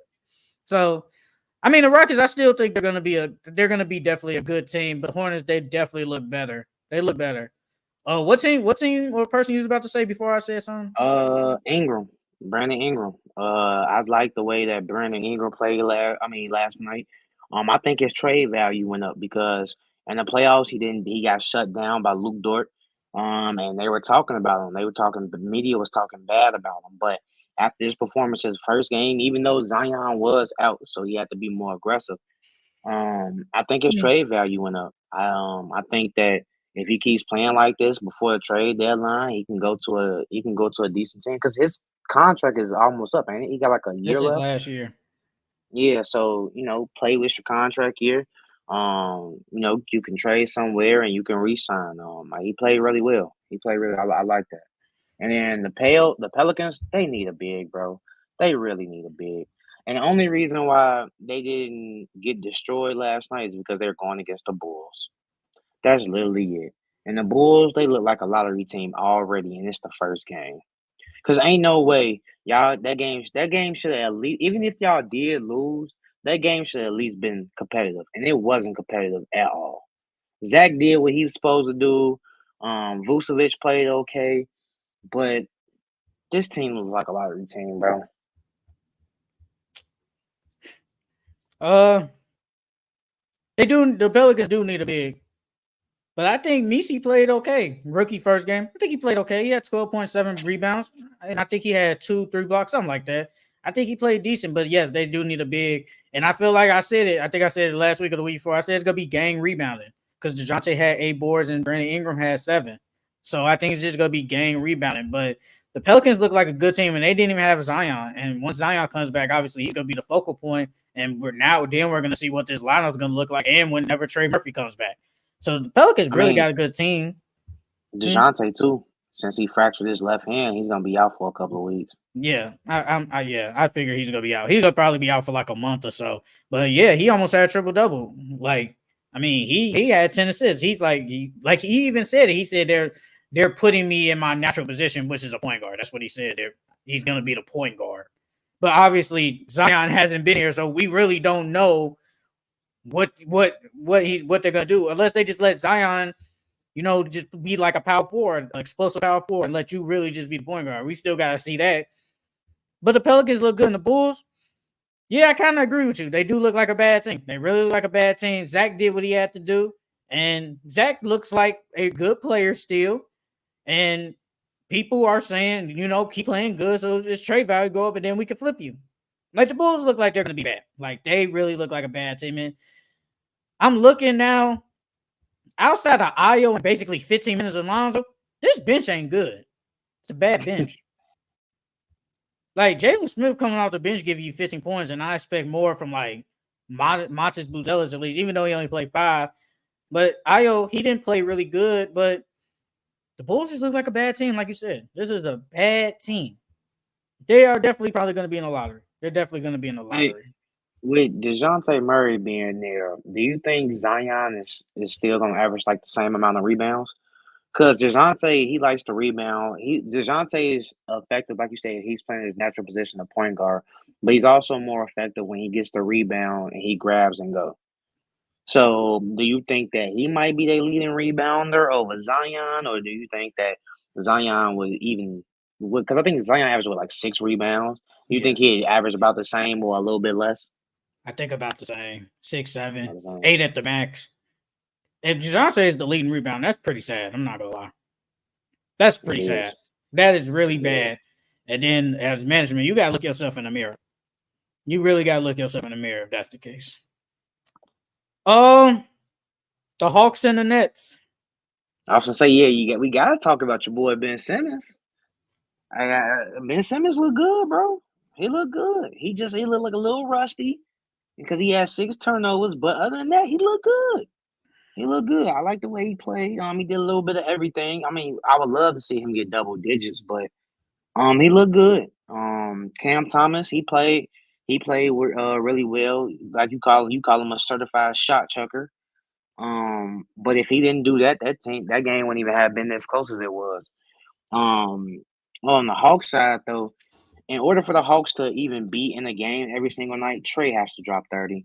He has to drop 30 every night if they want to have a chance to win or if they even want to be in the ball game. And Okongwu needs to start. He played really well yesterday. I think it's about that time. They should have flipped Capella like 2 years ago. But it's about that time for Okongwu to start. I think he's ready for that role. I think he's going to be dominant in that role. So they need to keep that core of him, Jalen, and Okongwu, build around them and build a team around them and see what you can do. And Zachariah Richardson. Yeah, Zachariah Richardson. He played okay. He played okay. Yeah, He didn't really score he that played well, but okay. he played okay. He played all right. He played okay. Um, the Nets really is just Ben Simmons. Ben Simmons looked decent. He looked really good. He played 24 minutes, and I expect as the season goes on, he plays more minutes. But I feel like he's playing just like all around player. I don't know really who's really the point guard, either him or Dennis Schroeder. I don't really know like who is really the point guard. I feel like it's gonna probably be Ben Simmons because he can't really shoot and he doesn't go down there and post up. So I do think he has to be point guard. Then obviously he has outside of Claxton, he has 3 shooters around him, so I think he should be it. But outside of that, it was really Ben Simmons. Like I said, Cam Thomas is a certified shot chucker. Took 27 shots. That's a certified shot chucker. But he did have 36 points and hit 7 3-pointers. So you got to give him credit on that. You definitely got to give him credit on that. And with the Hawks, Okongwu looked really good. He was, if I had to say who was the player of the night for me, it was definitely him. Like he looked really good. He was basically able to get to the hole and nobody really couldn't stop him. Mm-hmm. Rebounded good, was blocking shots. He looked like honestly, outside of Trey, he basically was the best player on the court. Like he looked really good, and I was really high on him. And also, you said it yesterday, Dyson Daniels looked really good starting for the Pelicans, and he brings the defense and a 3-point shooting. But the Hawks, I mean, it's the Hawks. Like they're mid team, but just looking at the Congo, I was like, yeah, he probably should start over Capella, but I think Capella is probably going to keep starting for a minute. Then they'll eventually put a Congo in the starting Mm-hmm. five. Yeah. How tall is the Congo? Congo's only like 6'9", ain't Is he 6'9"? he? He looked bigger than that though. Well, he plays bigger than that. Well, on ESPN says 6'10", 6'10". 240. Okay. That's what they got. Okay. So Yeah. take He that with a he grain looks of really salt. big though. He looks really big though. The only Um. other teams really is the late games, the Grizzlies, Jazz. We could talk about that. Well, it's only 3 games, so yeah, we could talk about them since we talk about. Hey, the Ja effect, that shit is real, bro. That shit is really real. When I seen him take over at the end of the game and his energy is so infectious to the team, bro. Like he gets all of them hype. He makes them he makes them want to run through a wall, bro. Like I think Jaren Jackson talked about it like a couple of years ago, like a year or two ago. But that effect is real. He had them boys out there playing. When they got down, he had them locked in defensively. And then just like I said, he took over the game at the end. The Zach Edey though, Zach Edey's a rookie and he played like a rookie. He fouled out his first game in the NBA. He got a lot of ticky tack fouls. Um, he from the time that he did play, he looks like he's physically ready to play in the NBA. But as a big, it takes a minute for bigs to develop. But he just has to work on his foul trouble. You can't be in foul trouble because that team is gonna need you. So you have to work on those ticky tack fouls and not foul as much and just play vertical. Walker Kessler, Walker Kessler. I know you said it all the time. Was it Will Hardy? Will Hardy's finally Mhm. giving them some minutes. But he looked really well. He looked like he's ready to take that next jump. I think that he should be playing like to the mid 30s every game because he's blocking shots very well. He rebounded very well, and I believe he's an instant double double. I believe he's a 12 to 13, 11, 12 rebounds and about 2, 3 blocks a game. Um, Yeah. he played really good. He played really good. Ja had a nasty layup though. Like at the end of that game, he had a nasty layup, and I think this is what we expect from the Grizzlies. That they were bad last year, but that was because of injuries. But once they're healthy, they're a good team. And Jaren Jackson, Hmm. he's gonna come back eventually, so that's just only gonna make them better and better defensively. The Grizzlies are a good team, but like you said with Zach Edey, I mean he's a rookie. It's only one game. He's gonna have better games. He's gonna have better games, and they do need that size with him. So I'm not really gonna be like, he played bad. It's one game. It's really one game, honestly. But the Grizzlies, they're gonna be a good team all year. As long as Josh healthy and doesn't do nothing dumb, they will definitely be in a playoff hunt and could possibly go far in playoffs. The Jazz, honestly, I honestly don't have no takeaways from the Jazz. I think they're not. I'm not gonna say they're gonna be like super bad, but I think they're gonna be a bad team outside of Laurie Marketing and like you and Walker Kessler. After that is Colin Sexton played good. he played okay. I think he played Mm. decent. I think he played decent, but I think they're gonna try and flip him though. Mm-hmm. Like, what is he doing there? Like, bro, what is Because he you there already for? got Keontae George. Keontae George is supposed to be a point guard in the future, and then you just drafted Isaiah Collier. Yeah, so I don't know, like, bro, I feel like I don't know what they're doing. If we're being honest, I have no clue what they're doing. But I mean, the Jazz, I think this is gonna be like a below average team, basically bad team. I have no takeaways from them. But Laurie Marketing played good though. I give him that. He's gonna always play good regardless. The Suns and the Clippers. That game surprised me. I'm not gonna lie. I thought that the Suns was gonna go in there and dominate, and it was gonna be like that Knicks and Celtics game, honestly. But Nice. James Harden looks like the old James Harden. Remember we had that talk in the off season Yeah. about James Harden? Yep. I told you I think James Harden is gonna go back to Houston. James Harden, and so far, like I said, it's only one game, so take everything with a grain of salt. But as of right now, he looked like he's proving me right that he's gonna be the Houston James Harden. He had what 27, 12, and what 8 or 9 10 for or something like 28 from the that. field though. That's bad. I mean, but he's there. He's your superstar, so he got to shoot the ball a James lot. Harden's still a superstar. He's their superstar. Okay. I get it. I get Um, that. but the turnovers, he had 8 turnovers. I didn't like that at all. You need to cut those turnovers down. They had a chance to win the game, and at the end of regulation, he smoked the layup, and he missed a clutch free throw at the end that could have helped them win that game in regulation. And then OT, he fumbled the ball. They were down 3, he fumbled the ball, and they got the steal and laid the ball up. So I mean, but I mean, the Clippers are they're gonna play well. They're gonna play hard. Because Ty Lue's a great coach, so he's gonna have them boys playing every single game. Terrence Mann looked good, but he just fouled out. I mean, he had like 8, 5, and 4 in like Yeah. 27 minutes. So that wasn't a bad stat line. He just fouled out. So if he would have played more, he would have had a good game.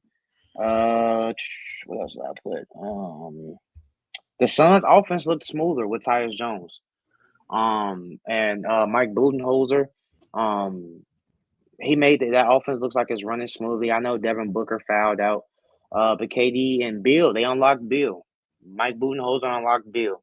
So if all three of those guys can play like that and drop 20 points per game each and every night, the Suns are going to be hard to beat.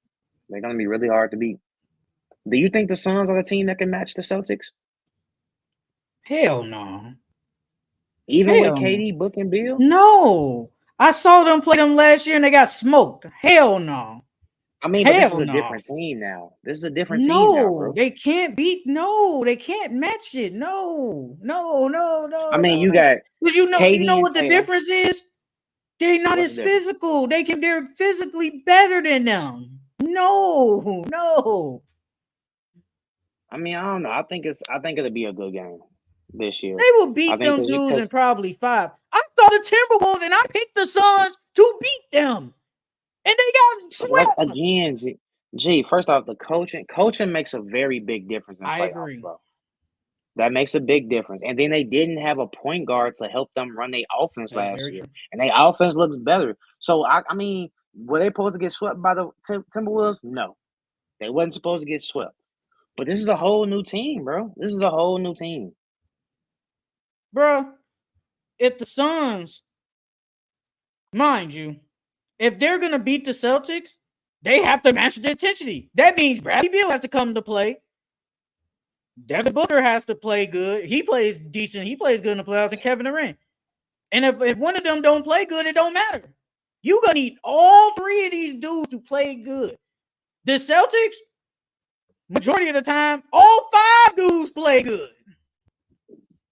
So they're gonna need some more help outside of the 20 plus. Nah, I don't see it. I think they will. I ain't gonna say they sweep them, but I wouldn't be shocked if it was a gentleman sweep, though. I wouldn't be shocked. They probably smoked them dudes. But honestly, though, from the Clippers side, I think the Clippers, I don't think they're going to be like a free out, but I think they're going to be competitive. And James Harden, like you said, James Harden is their superstar. So he has to basically do everything for them. He has to score and then he has to facilitate for this team. He literally has to do everything for them. And I feel like they're going to need more contributions from Norman Powell because we've seen him be a 6-man off the bench play good, but now you're basically a starter as long as Kawhi out. So I feel like he had 17 points, but it was bad 17. So Yeah. I feel like Norman Powell has to be like a 20-point per game scorer. You have to come along and like, yes, y'all barely lost against the Suns, but maybe if you play a little bit better, they probably win. But I mean, it's only one game, so I'm not taking this like I'm not gonna take this seriously. And I think the bench looked bad. Like Kevin Porter, Chris Dunn, like it looked bad. But the Clippers overall, I think they're not going to be a free out. I think people are like, as long as you got James Harden for now, at least we're going to take you guys serious. In the Suns, I agree though. I think the offense definitely looks better. And the only thing I was just like, I don't want to say confused, but Mike Budenholzer did what, like a 12-man rotation? I think you're gonna have to cut that, brother. You might have to cut that to probably 9. Because you played 12 dudes on the bench. You played 12, not 12, 6 dudes off the bench. So that's 11-man rotation. My bad. My math sucks. You play 11 people. You play 6 dudes off the bench, and it's like everybody ain't gonna play. Like I'm surprised Iguodala. I know he played at Marquette last year. I'm surprised he played. I'm not gonna lie. Yeah. I'm I surprised am he too. played. Dang. He played He Royce played for O'Neal, 12 games. Grayson Allen, Mason Plumlee, was it Monty Marcus Morris. Morris? Yeah, Monty he played Morris. 11. He played 6 Dang. dudes off the bench, and it's like you Dang. gonna have to cut that down, brother. Like if Yeah. anything, you gonna have to play Royce O'Neal, Mason Plumlee, Grayson Allen, Grayson Allen. and then whoever Ryan Dunn. I think he's gonna get more minutes. He only played 9, and so Well, I think you're Bo. gonna. I'm Nah, surprised Bo didn't even sniff the court. I'm not I don't shocked. know what they got against the Bo, bro. Like, I do not know what they got against that man. That man got so much talent, but they don't even attempt to play him. I'm not shocked. I'm not shocked at all. We're being honest. Okay, he has the talent, but who is he better than on that team? But if you want to say Ryan Dunn, Iguodala, I'm cool. But out of the other people, who is he better than? Monty. I say he better than Monty Morris. But I think they just need an extra point guard. Like they just need another backup guard on the bench. Well, a point guard at least. Shit. I even play him over Plumlee. Plumlee bigger though, so you need that size. You need that size though. So I mean, Bo got the talent, but and plus, now I don't know. Does Ryan Dunn have more value than Bo right now? Does he bring more He value? does. All right Yes. then. So I feel like that's the case. Iguodala maybe over Iguodala, but and he's 7 foot, so you need that size. So I mean, I'm not shocked, but I mean the Suns. I think they're like I said. I think they're going to be a good team. Do I consider them championship? As of right now, no. But let's see how the season goes along. And now the last game from yesterday, the Warriors and the Blazers. Bro, the Warriors look bad still. And the That's only crazy. reason why they won that game is because it's the Portland Trail Blazers, bro. If that was any competitive or playoff team, they would have not won that game, bro. They took 48 threes. They took 48 threes in that game. And they were hot. That's literally simply what it is. They gonna live and die by the three. Some games they gonna be hot, some games they gonna be cold. But that's not it. That team is not it. Steph didn't even play that good. Their leading scorer was Buddy Hield with 22.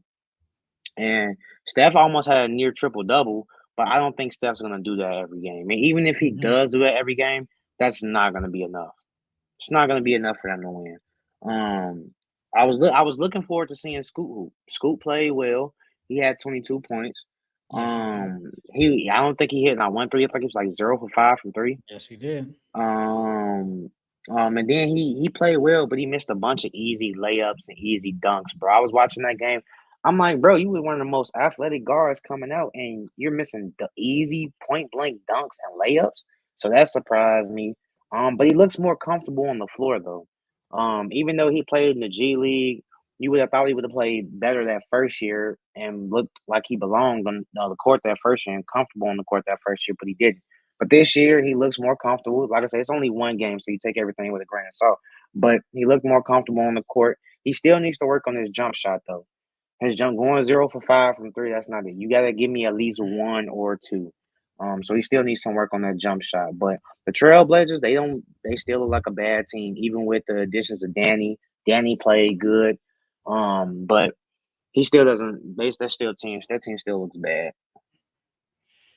Uh, Because that Warriors game should have been competitive. It should have been way more competitive than what it was. you think it should have been competitive? You think the Blazers should have like that game should have been competitive? Yeah, It's the Blazers. I think with the Warriors with that weak roster, plus another year under Chauncey Billups and another year of development under Chauncey Billups, them boys they should have played better defensively, and they didn't. To me personally, going just based off of on paper, yes, of course, Steph Curry is the best player on that court. But if you're going off based off paper on a team versus team, they look kind of evenly matched. Because besides Steph Curry, Jonathan Kaminga, the Trailblazers got better players than them, and probably what Draymond, but they got better players than them. They got Simons, Grant, Aiden, Danny, Scoot. Even though Shaden Sharp's injured, Shaden. So it's like I thought they were gonna at least be competitive, bro. I thought that defense would have been better, and it would have been a closer game. And I didn't think they were gonna get blown out like that. It's the Blazers, bro. This team is bad. Uh, the Warriors. It's kind of hard to analyze this game because no one really played a lot of minutes, and it was only because it was a blowout. Like I could say, well, look at Jonathan Kaminga. I mean, technically he had a bad game, but like he only played 20 minutes, and that's from the blowout. So I want to see when they all play 30 some minutes and when it is a close game, how it is. And like Steph Curry only attempted 10 shots. We know damn well he ain't gonna attempt 10 shots, but he still played good overall. I think Steph Curry played good, and the bench played good. Buddy Hill, even though he only played 15 minutes, 22 points. Moses Mooney came out the bench and had a good game. Yeah, 15. D'Anthony Melton played 10. So I mean, the Warriors, I still don't think they're like a good team, but I think they're gonna get. I think there are good days ahead for the Warriors, though.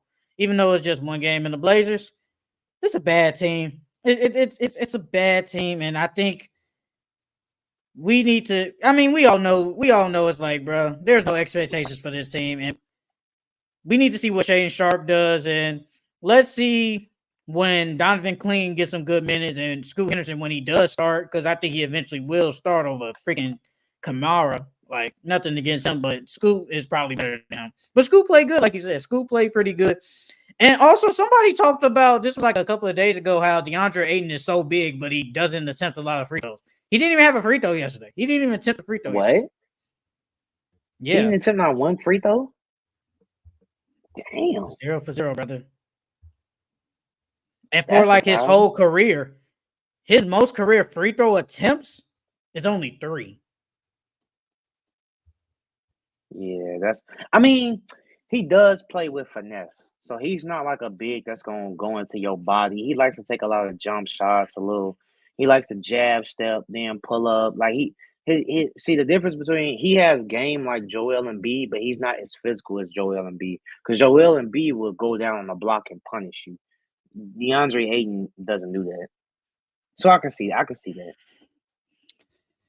Yeah, but so yesterday was definitely a lot of good games. Definitely some players that I watched that I liked, and like I said, the NBA is back, and happy is back. But that is it for our reactions for the first 2 days of the NBA season. Now we are gonna do our top 10 players in the NBA right now. I'll start. At number 10, I got Anthony Davis. At number 9, I got Steph Curry. At number 7, I got Kevin Durant.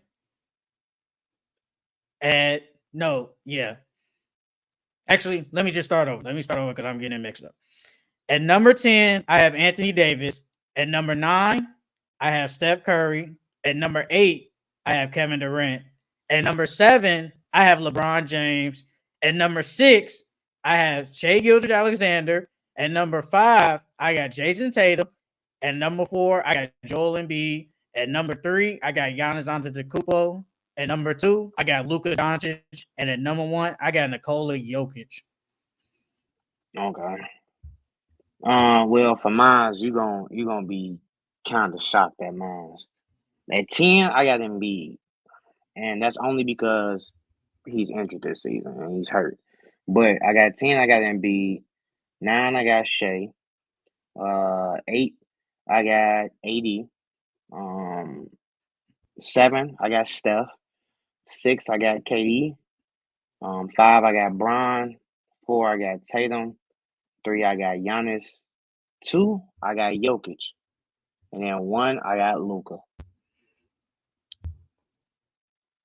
The 1 and 2, I'm not shocked because you like Luka more, so I'm kind of not shocked at that. And I feel like if somebody has Luka 1, I'm not really upset at that. Joel Embiid, and I kind of get it. He is hurt, so even though he is hurt, I still think he's going to be the four of the best players in the NBA. He's definitely a top 4 player in the league, but I couldn't put him there only because he's hurt, bro. I couldn't. He's still a top 10 player though, but since he's hurt, I couldn't put him in there. So you don't think he's gonna have top 4 talent even if he plays? Let's just say he misses these 3. So let's just say he continues to play the 60-some games. You still think he ain't gonna be top 4? Yeah, if he plays 60-something games, yes, he's definitely top 4. I'm not disagreeing with that at all. The reason, like I said, the only reason why I put him down that low is because of injuries. That's literally the only reason. SGA is better than Steph, brother. Right now, at least, he's better than him. Because you got that man. He's not number 9, bro. He's not. He ain't number 9, G. But I respect your opinion, bro. I respect it. He better than AD?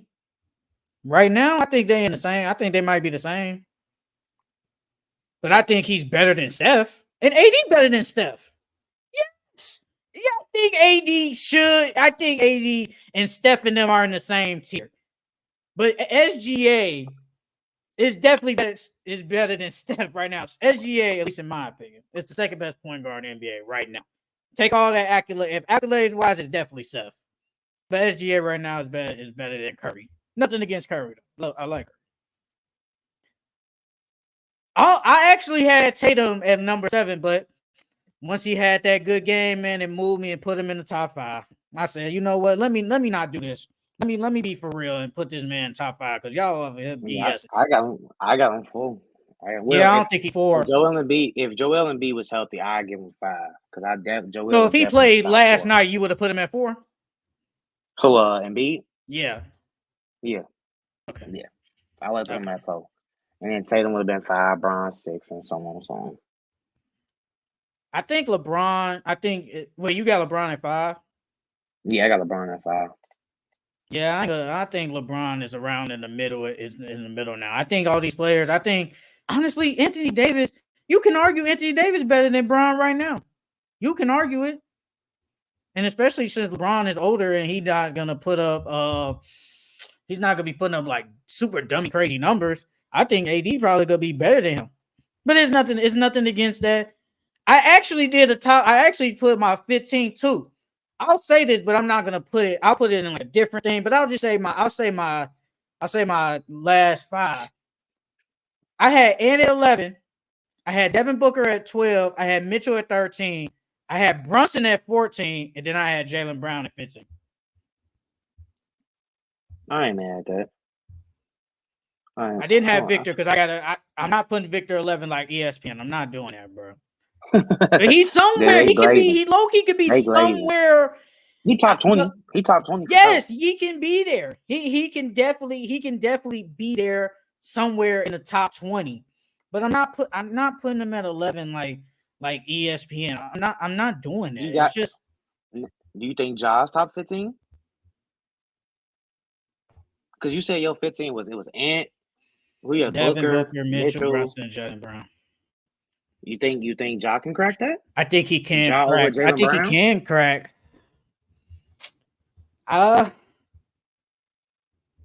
If anything, I think he can take top 15. I think he can take number 15. That's what I'm saying. Over Jaylen Brown. He could. But I feel like it depends on somebody's criteria. Like somebody might value that defense of Jaylen Brown and say, you know what? You basically can score as much as Ja, but he's a way better defender than Ja. But Ja, you can say more athletic and a better playmaker than Jaylen Brown. And you can argue he a better scorer than Jaylen Brown, Loki. You can argue that. He might be a better scorer than Jaylen Brown. He might be. Because let me see. What about Zion? Top 20? Mm-hmm. I don't know. He might be 25. Because I'm about to go right back. Because just going to ESPN is just going to give me an idea. So they had Victor at 11, which was dumb. I think it was Brunson. Tyrese is top 20. I don't care what anybody said. Y'all hating. I don't care. They have Tyrese Maxey in the top 20. I do not believe that whatsoever. Nothing against Maxey. I don't believe that. Tyrese Maxey is a really good player, but he's not top 20. Because they got him over Ja. And I think Ja is better than Tyrese Maxey. Mm-hmm. Kawhi Leonard, if he wasn't freaking hurt all the time. Is Dame a top 20 player? Yeah. Dame's a top 20 player, bro. Where would you put him at? Off the top of your head, honestly, I feel like Dame could crack the 15. I would put him at like between that 14 and 15, but I think Dame could crack the top 15.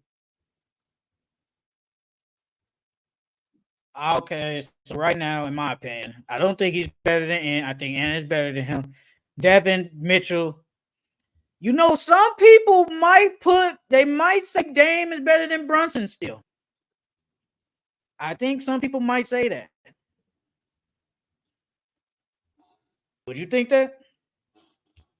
Dame over Brunson? I feel like they're in the same tier. Because Brunson had the big year last year, and I think that's how people moving him up in rankings and stuff. And maybe even Tyrese. If somebody say Dame better than Tyrese, I ain't gonna argue it. I'll just take Tyrese just because I'm biased. So I have no problem with that. But our top 10 is not bad. Joel, I don't think he's number 10. I ain't okay.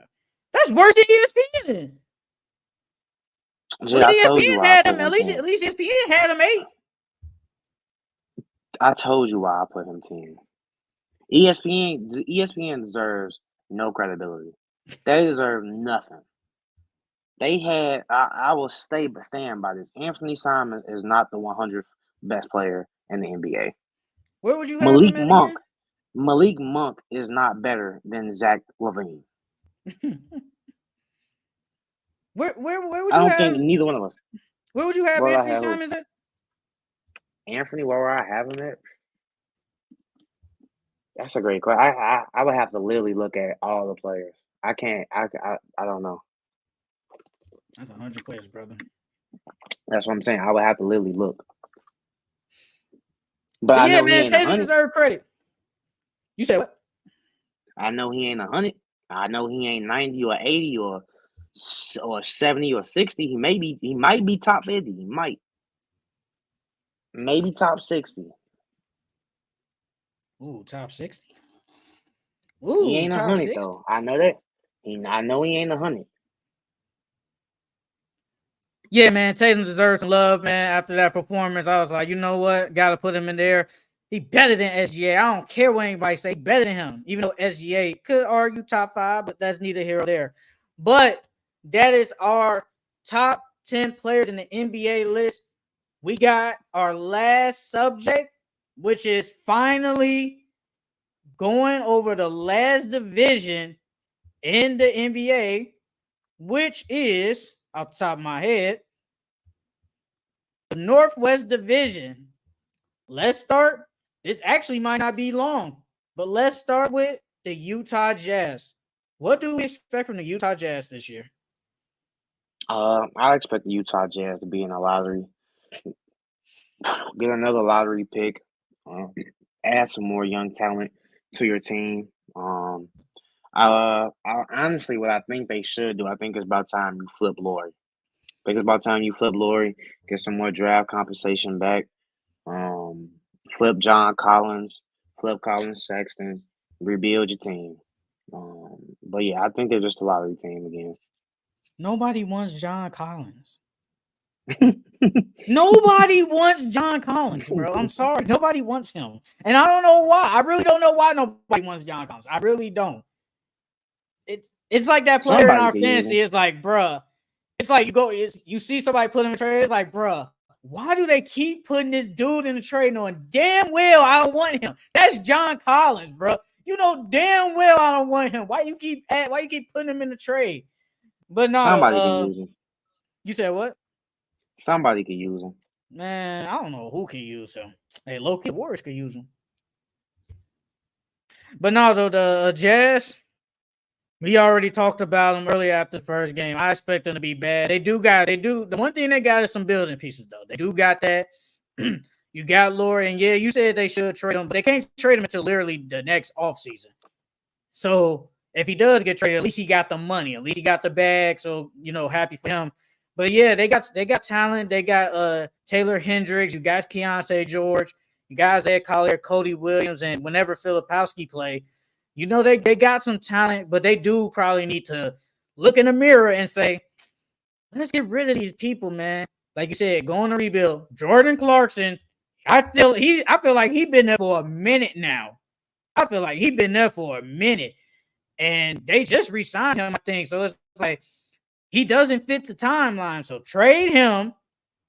Trade Colin Sexton. Me personally, I think Colin Sexton is a good player, but it's like, why do y'all still have him? I know y'all got him from the Donovan Mitchell trade, but it's like that's a person you should have flipped probably like last year. They didn't. Mm-hmm. John Collins just said about him, nobody wants him, so it's like they got to keep him.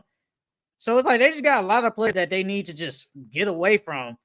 And if you think Laurie does fit the timeline, yeah, build around him. But I think Laurie probably like 28 or something like that. Yeah, he almost 30. So technically he doesn't fit the timeline, but he is your best player. So they're gonna keep him for this year, and then maybe next offseason, they do flip him. But I expect the Jazz to be a bad team. I expect them to be bad, and we just gonna have to watch Utah Jazz basketball. But Lauri Markkanen is the only thing that I like about him. The next team, the Portland Trail Blazers. What do we expect from them this year? I expect them to get a top 3 pick. Again? Yeah, again. I expect them to flip Jeremy Grant. Hopefully they got Klingon, but I hope that DeAndre Ayton stays there. But I expect them to flip Jeremy and Anthony Simons because you got Shaden. Shaden Sharp needs to start. Shaden Sharp needs to start, and Scoot needs to start as well. You need to let them boys start so they can develop. But yeah, I expect them to be a top three team in the lottery. I expect nothing from them. Is this the last year for Chauncey Billups? No, I wouldn't. I think Chauncey Billups is a great coach. I think I think he's a great coach. I just think I just don't think he has the right players. Because that team is missing defense. They really have no defensive player. Jeremy Grant's supposed to be one of your defensive players, but he's more focused on offense than he is defense. So, um, nah, I don't think this is Chauncey last year. I think they should. I think they should. When is his contract up? Let me look it up real quick. If he has like a year or two left on his contract, I think they should extend him. Chauncey's a really good coach. It's kind of hard because Chauncey Billups, it's like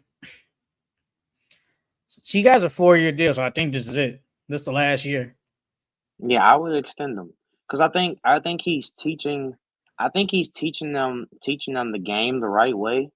And it's just that they have a lack of. Well, they have talent, but it's like they have talent, but they don't at the same time. If you get what I mean, what they missing is defense. That's what they really missing, and really, Scoot has to take that next step as far as a jump shot. And Anthony Simons hasn't really been healthy since Chauncey's been there. Um, so I would extend Chauncey. I wouldn't fire him. I think he's okay. I think he's better than Willie Green. I ain't gonna go that far. I ain't gonna go that I far, do. I but think he's better than Willie Green. it's kind of Chauncey hard. Chauncey Chauncey wouldn't put Herb Jones at center. I mean, I agree. I agree with that. It's just what else can they do? But not. We ain't on the Pelicans, but we know why they doing it. It's politics, brother. That's the only reason. That's literally the only reason why they're doing it. Literally, bro. And if politics didn't play in, they probably would put a center in there. But you're not putting Brandon Ingram on the bench. It's not going to happen. Or you're not putting your best defensive player on the bench. It's not going to happen.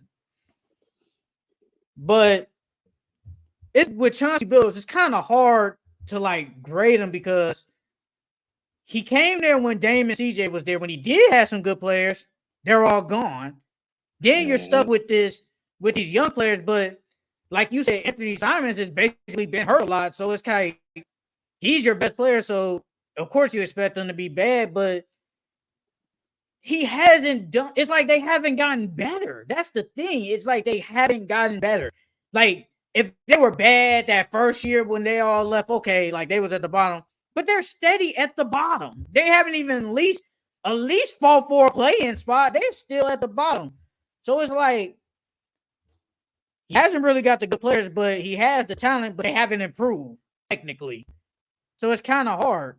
But overall, the Blazers are a bad team. They really don't have anybody. You got Aiden, who you always said is probably one of those talented bigs and has the talent, just doesn't have the motor.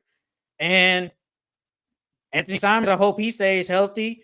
Jeremy Grant, they probably flip him. I ain't gonna cap. I think they flip him. Like it's time because Dame, you better, man. I know he say thank you to Dame all the time, man. Dame helped him out because he faked it like, man, I'm gonna stay here. And they was like, okay, you want Jeremy Grant sign? We'll do it. Next thing you know, man, asked for a trade instantly. So he helped. Ask for a trade, yup. Yup, He he helped asked that for a man get a trade. bag. Yup, he got him that bag. So I know he's thanking him. But the Blazers, man, it's like I don't know how they're gonna get better. Like if you do trade Simons and Grant and them, your building block is Scoop. Nothing against Scoop, but so far in the year the year in the game, he hasn't looked like a building block. He hasn't. So He it's hasn't kind of looked like hard. number 2 overall. Right now, hell no. Hell no. I mean, he played bad his rookie year, but granted, he did get hurt. He got hurt last year. So I think that did kind of mess him up. A lot of since Chauncey's been there, a lot of those players have been hurt because Shaden Sharp has been hurt a lot. Yes. So it's like like you said, you can't really judge Chauncey for real because a lot of his players have been hurt, and then a lot of his good players have left. The team is missing defense, and Scoot needs to take that next step. But owners don't care, bro. Are you winning or not? Yeah, yeah. Are you winning or not? So, and they see he ain't winning, so it's like, bro, you might get the boot. I wouldn't be shocked if they fire him in the middle of the season. I wouldn't be Mm. shocked. They probably would do it though. Like if they're bad, yes, they probably fire that man, and he'll probably could he get another head coach job? Maybe, but he'll be an assistant coach for a minute though. All right, the next team we just talked about them, the Minnesota Timberwolves. What do we expect from them? I expect the Timberwolves. I expect them to take time. I expect them to take time to form into the team that they actually are supposed to be. Because it takes a minute for a team to gel, especially when you have a new addition like Julius Randle, because you have to get him acclimated not only with the team but with the system and how they run things and do things. Because I don't even know if he really played with them during training camp or if he really sat out during training camp. Yeah. Um, so I think it's going to take time for them, but I still think they're going to be one of the top 6 teams in the West. And then if Julius and all them gel together, I think they're going to be scary in the playoffs. But that offense, they need to work on that offense, bro. They need to work on that offense. But I expect them to be a playoff team. I expect them to do good this season. Like I said, they just got to take time and gel together. Uh, I expect Anthony Edwards to basically take over every single game. I expect Julius Randle is the second best player on that team. In the one game, he was nowhere near that, but it's gonna take time. Like, and it's like the trade basically just happened, and he Hmm. didn't practice with them. Like, he didn't really have a training camp coming back from a shoulder injury. So technically, you can almost say he almost been out a full, like not a full year, but he's basically been out for like 8 months because he got hurt in like January something. So he's just now coming back, and we're in October. So he's basically been out for a really good minute. And Hmm. it's gonna take time, but it's just the fact that the spacing looked really bad that one game. And they just need somebody else that's gonna score consistently with Ant. Like you're gonna need a Nasri to come off the bench and probably give you 18 points, which he can't. Dante DiVincenzo to give you that 3-point shooting he had in the playoffs. Like you're gonna need that type of stuff. They got a good bench. Your starters is pretty good. The one thing I think Jaden McDaniels, he somehow, some way, he has to be a better scorer though. He has to, or at least a better shooter. At least that. Like I feel like he should have been developed a better offensive game by now. Me personally, but he hasn't. Hmm. But honestly, the Timberwolves, I still expect them to be a really good team. Like as long as you got Ant there and you talked high on him like a couple of weeks ago, like he's gonna bring that energy every night, and I think they'll feed off that. But the Timberwolves, they're a good team. They got a good bench, got good starters, and I still have them on top of the West, even though even though they're even though they had the offense looks really bad, but it's gonna get better eventually. Though it's gonna get better eventually. They play tonight though, and we'll do like a pick 'em at the end of this what game who was winning or not. But let's see when they play against the Kings, which I think is going to be a good game. Let's see how this offense looks against more of a fast paced team. Like this is going to be an up tempo type game for them. So let's see how they play against them. Uh, the Denver Nuggets. What do we expect from them this year? I expect I expect the Denver Nuggets to be the number 16 Mm. in the West. Losing KCP like we said all season, that's gonna be a big loss for them. And then from what I've seen from Russell Westbrook in the preseason, I don't think it's gonna work out like everybody thinks. I know I said I wanted to see him start next to Jamal Murray, but I don't think it's gonna really be that good. Granted, it's just a preseason. We have to see how they play this first game, but Denver, I don't really like their roster, man. I mean, yeah, you still got your core and Michael Porter, Jokic, and Jamal Murray, but what is his last name? Christian who? Christian Braun. Christian Brown. What is he gonna do? Has Peyton Watson has he gotten better defensively? That I rookie mean, he that was they good just defensively. drafted. Offensively, he was bad. Defensively, he was Yeah, decent. offensively, yeah. That rookie that they just drafted. What's his name? The shooter. What's that rookie name? He dropped 33 in the preseason. Well, Julian What's Schroeder's second year, if you're talking about him, he's not a rookie. Oh, he's a second year player? Yeah, remember he was on Gonzaga. Yeah, this is his second year.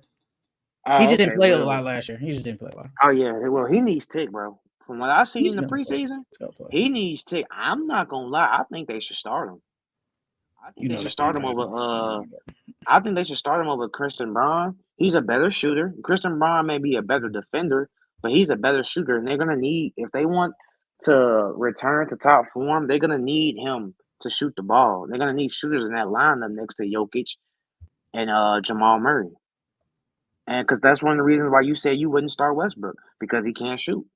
So if you put that guy in there, that guy look like he can be a 40% shooter in the league from what I've seen in the preseason. So I I wouldn't be shocked if they do start him or if he does command tick for that starting lineup because if Christian and Peyton Watson are not bringing anything offensively, he's gonna get tick, bro. He's I gonna mean, get tick.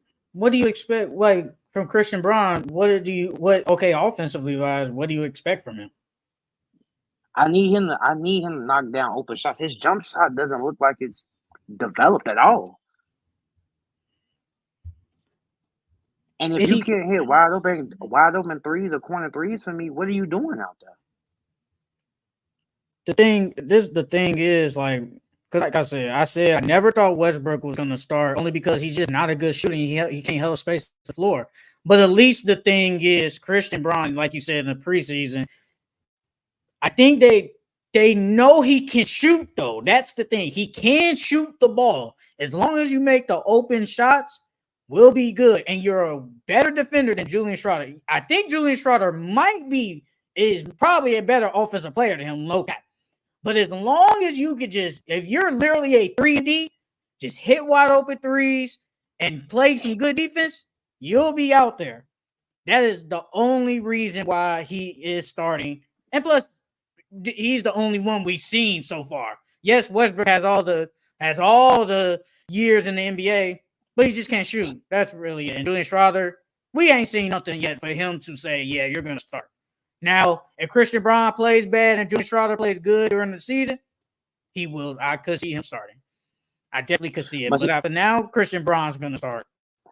yeah, for now he's gonna start. Yeah, but like my thing is, G, if even if he is better defensively, bro, like that Mm-hmm. offense, he doesn't have what Julian Schroeder has. So, and then on top of that, a lot of guys in the NBA they can't play D anyways. They play team defense. As long as you can play good team defense, you will sniff the court. As long Yeah. as you're not out there getting killed, you know what I mean. And you're playing solid defense, and you know the rotations and where to be defensively. You'll get ticked because we still need you to score, and he can really shoot the basketball. From what I've seen in the preseason, he's a better shooter and like you said, a better scorer than Christian Braun. So if Yeah. Christian Braun, yeah, he might be able to play better than defense than him, but if he's not bringing anything offensively, he's not going to sniff the court that long. He's If still he probably going to get if he ticked, can give me 10 but he's points, not going. I think they're good with 10 points, 10 12 points. I think they're good with that. I mean, it's how you getting the 10. Because if you're getting the 10 off a couple of free throws and layups, you're not really helping us because we need shooting out there. So if he If gets you're two missing layups and wide hits a open three, is threes, that not good? That's not no, good I enough. need more than that. I need more than that because you hitting 1 3 a game. What is that going to do for our offense? Nothing. How many shot attempts you think he gonna I get need, though? I need, I need, I need you as a scoring threat out there because what does Jokic likes to do? He likes to get everybody involved. So And guys who shouldn't be taking as many shots as they should a game, they do because they're cutting or they're wide open. The thing is, you have to knock those shots down, and but I the don't thing, think Christian Brown can do that. but on the court, he's the fifth option. I don't expect this man to attempt at least. I don't expect him honestly to attempt 8 shots per game. I really don't expect it. They have 4 other scorers on that team. Like if he goes out here and gives me like 8 10 points, what maybe like 4 rebounds, maybe assists. I'm okay with that because I'm not expecting you to go out here and give me 16. I don't expect that from you. I'm not Like saying I'm go out not. there and give you 16. He can what you just said, he can give you off the bench. The thing is, Christian Brown is gonna get more than 4 or 5 threes a game because he's gonna be so open. The thing is, you have to knock it down. And I think whatever bro name is, I can't even remember his name. Jalen who? Jalen Schroeder. Schroeder. I think that he'll produce more than Christian Brown would. But my thing is he going to get the same amount of Because shot attempts as a starter though? yeah, bro, if Christian Brown's gonna have 4 to 5 threes, open threes a game, dude, bro would have the same thing. I think he would knock it down at a higher clip than Christian Brown would. So And that's what you need. Denver was so good because their offense was so potent. Because their offense was so they moved the ball well, and KCP was knocking down big shots for them. So they I, need another shooter like that. I wish you can see like what they average in the preseason. I wish we can see that. But I'm gonna just go off. So the last preseason game, he attempted 4 shots. He had 11.6 rebounds. I feel like he's gonna get that somewhere against the Nuggets. No, against the Thunder. Granted, Jokic and Murray ain't played, but he attempted 12 shots. He had 7.5 rebounds, 3 assists. He Against the went 0 for Suns, 5 from 3. He went 0 for 5 from 3. oh, against And shot against against the the Thunder, Thunder, the and he Thunder. shot 3 for 12. And Yeah, Julian Schroeder, he went 5 from 12 and 2 for 5 from 3. He played and better than once him. He and played once better than him in again, 2 games so far. I did say Mobley is a better scorer than him, and I agree with that. Against the Suns, he attempted 9 shots, 1 for 3, 11 points, 4 rebounds. I think this is what he's gonna do. Just give me Yeah, but 11 points, some boards, and just hit your threes, and you're okay. I think that's what's gonna but happen. look at every game, bro. Jalen Schroeder has played better than him in every game in the preseason. Every single game, he has played better than him. But maybe they want to keep him on the bench because they need more bench scoring though. If we're both saying he's not a good scorer, then how you gonna be? How then your bench is technically weaker then? Bro, that's the same thing Darvin Ham did. Darvin And Ham Darvin had Ham's his a bad scoring. coach. He's a bad. He had, and what did he do? He had his scoring on the bench. And what did JJ Redick do? JJ Redick has his best scores in the starting lineup. And that's why their offense is better. So with Jalen Schroeder, he needs to be in the starting lineup because he's the better offensive player. That's how the Nuggets won their championships. They didn't win it off defense. They won it off their offense and how good their offense was. They had a decent defense, I think. But I get what you're saying. I think Christian Braun is gonna start for majority Yeah, of the right year. now, yeah, he's gonna start right now because he's been there with the team longer and he has playoff experience. So he's gonna start. He's gonna start. But if he doesn't play well, he's not gonna be in that starting lineup to close the year out. Yeah, I definitely have no problem with that. What was I gonna oh let me see. And the thing is, I want to see in meaningful games at least. Did his offense get a little bit better? But if it's the same as this in preseason, I agree. He probably will get on the bench, but give me 10 games. Let me see in 10 games what Christian Braun is gonna do as a starter. But if he averages 11 points and plays good defense and give me 4 rebounds, I'm okay.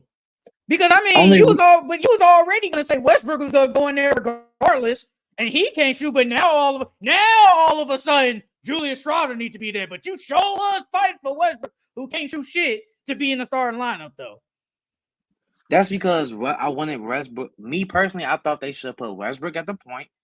Let Westbrook run point, get the ball off the rebound the ball and push it out in transition, and have Jamal be your shooting guard. And then you still got Michael Porter, and then you still got Aaron Gordon and Jokic. Who's So not a good that's shooter. what I was thinking. That's what I was thinking. But they want to keep Jamal Murray at their point guard. So Well, if you want to keep Jamal Murray at your point guard, you put Jalen Schroeder in there. But Christian Brown, my thing is, this is what your 3rd year in the league, yes, this is and third. it was This is pre third. it was preseason. He has not gotten better offensively, and it's his 3rd year. And That's then why I on said top let of me that, get 10. when Jokic and Jamal Murray didn't play, he didn't do anything. This is your time to shine. This is your time to show us what you did in the offseason and how much you've progressed offensively, and you couldn't show us nothing. That's a problem. I'm not It's taking nothing in preseason. preseason though. Give me 10 games. I want to see 10 games of Christian Braun. I want to see 10 games of Christian Braun and see how he plays. But honestly, though, what I expect from the Nuggets is I think they're still going to be a good team. As long as you got those people, those four, and we saw that they signed Aaron Gordon to that big deal. He got 30-something a year. This is what they're rolling with. This is what their core is going to be for probably the next 2-3 years. Unless they get bouncing like the second round again, they probably flip Michael Porter Jr. But if they go to the conference finals or something, even if they go to the conference finals, they probably still flip Michael Porter Jr. But I expect this team to be the same. Like, they definitely gotten weaker. Their bench is young, but as long as you got Jokic and if Jamal Murray plays good as per usual, they're going to be a title contender. We just got to see how it is because you just lost your best 3-and-D type player. Now you're depending on the young guys and Christian Braun, Julian Charlotte, all them to play good. You really depend on these dudes to play good. And that's a tall task for basically second year and rookie players to play good. That's a tall task. So I just got to wait and see, but I still think the Nuggets are a good team because they have the best player in the NBA, in my opinion, at least. What would you flip Michael Porter for? Probably some better bench players. Mm. I mean, and Buzz, they just trying, bro. The thing is, they just trying to get off salary, bro. Because you're gonna keep Jokic as long as possible, so he's gonna keep getting the bag. If Jamal Murray stays healthy and plays good, you're gonna continue to give him the bag. You just signed Aaron Gordon, and damn Michael Porter Jr., bro. They go majority of cap space just from them four. Like, this is the core. This is what they're dealing with. But if Michael Porter, probably just some better bench players, if anything. All right, the last team, Oklahoma City Thunder. What do we expect from them this year? I expect the Oklahoma City Thunder to do the same thing they did last year. I don't expect them to win as many games as they did, but I expect them to be a really good team in the West. I expect Shea to be Shea. I think Jalen Johnson is going to take the next step. He's going to definitively be the second best player on that team. I think he's going to average 20 plus this year. Chet's still going to be Chet. I heard that he tweaked his jump shot a little bit. I don't know why. I don't know why all these NBA players are tweaking their jump shots. But if Who it works tweaked their for jump you, shot? keep doing it. Chet. I did. Like now, yeah, he doesn't. Before he used to have his like guy hand on the ball when he shot, but now he like took his guy hand off the ball. So I don't know why he tweaked his jump shot. He shot pretty well from three last year. But if it works for him. Um, with Isaiah Hartenstein being injured, I wonder how that's going to affect the team to start the season. But I still expect them to be a really good team. I expect them still to be a top 6 team in the West. I expect the Thunder to probably be the best team in the Western Conference. Honestly, you basically have the same. You literally have the same exact team, and you just added two better players, and Alex Caruso and Isaiah Hartenstein. I think they're gonna go.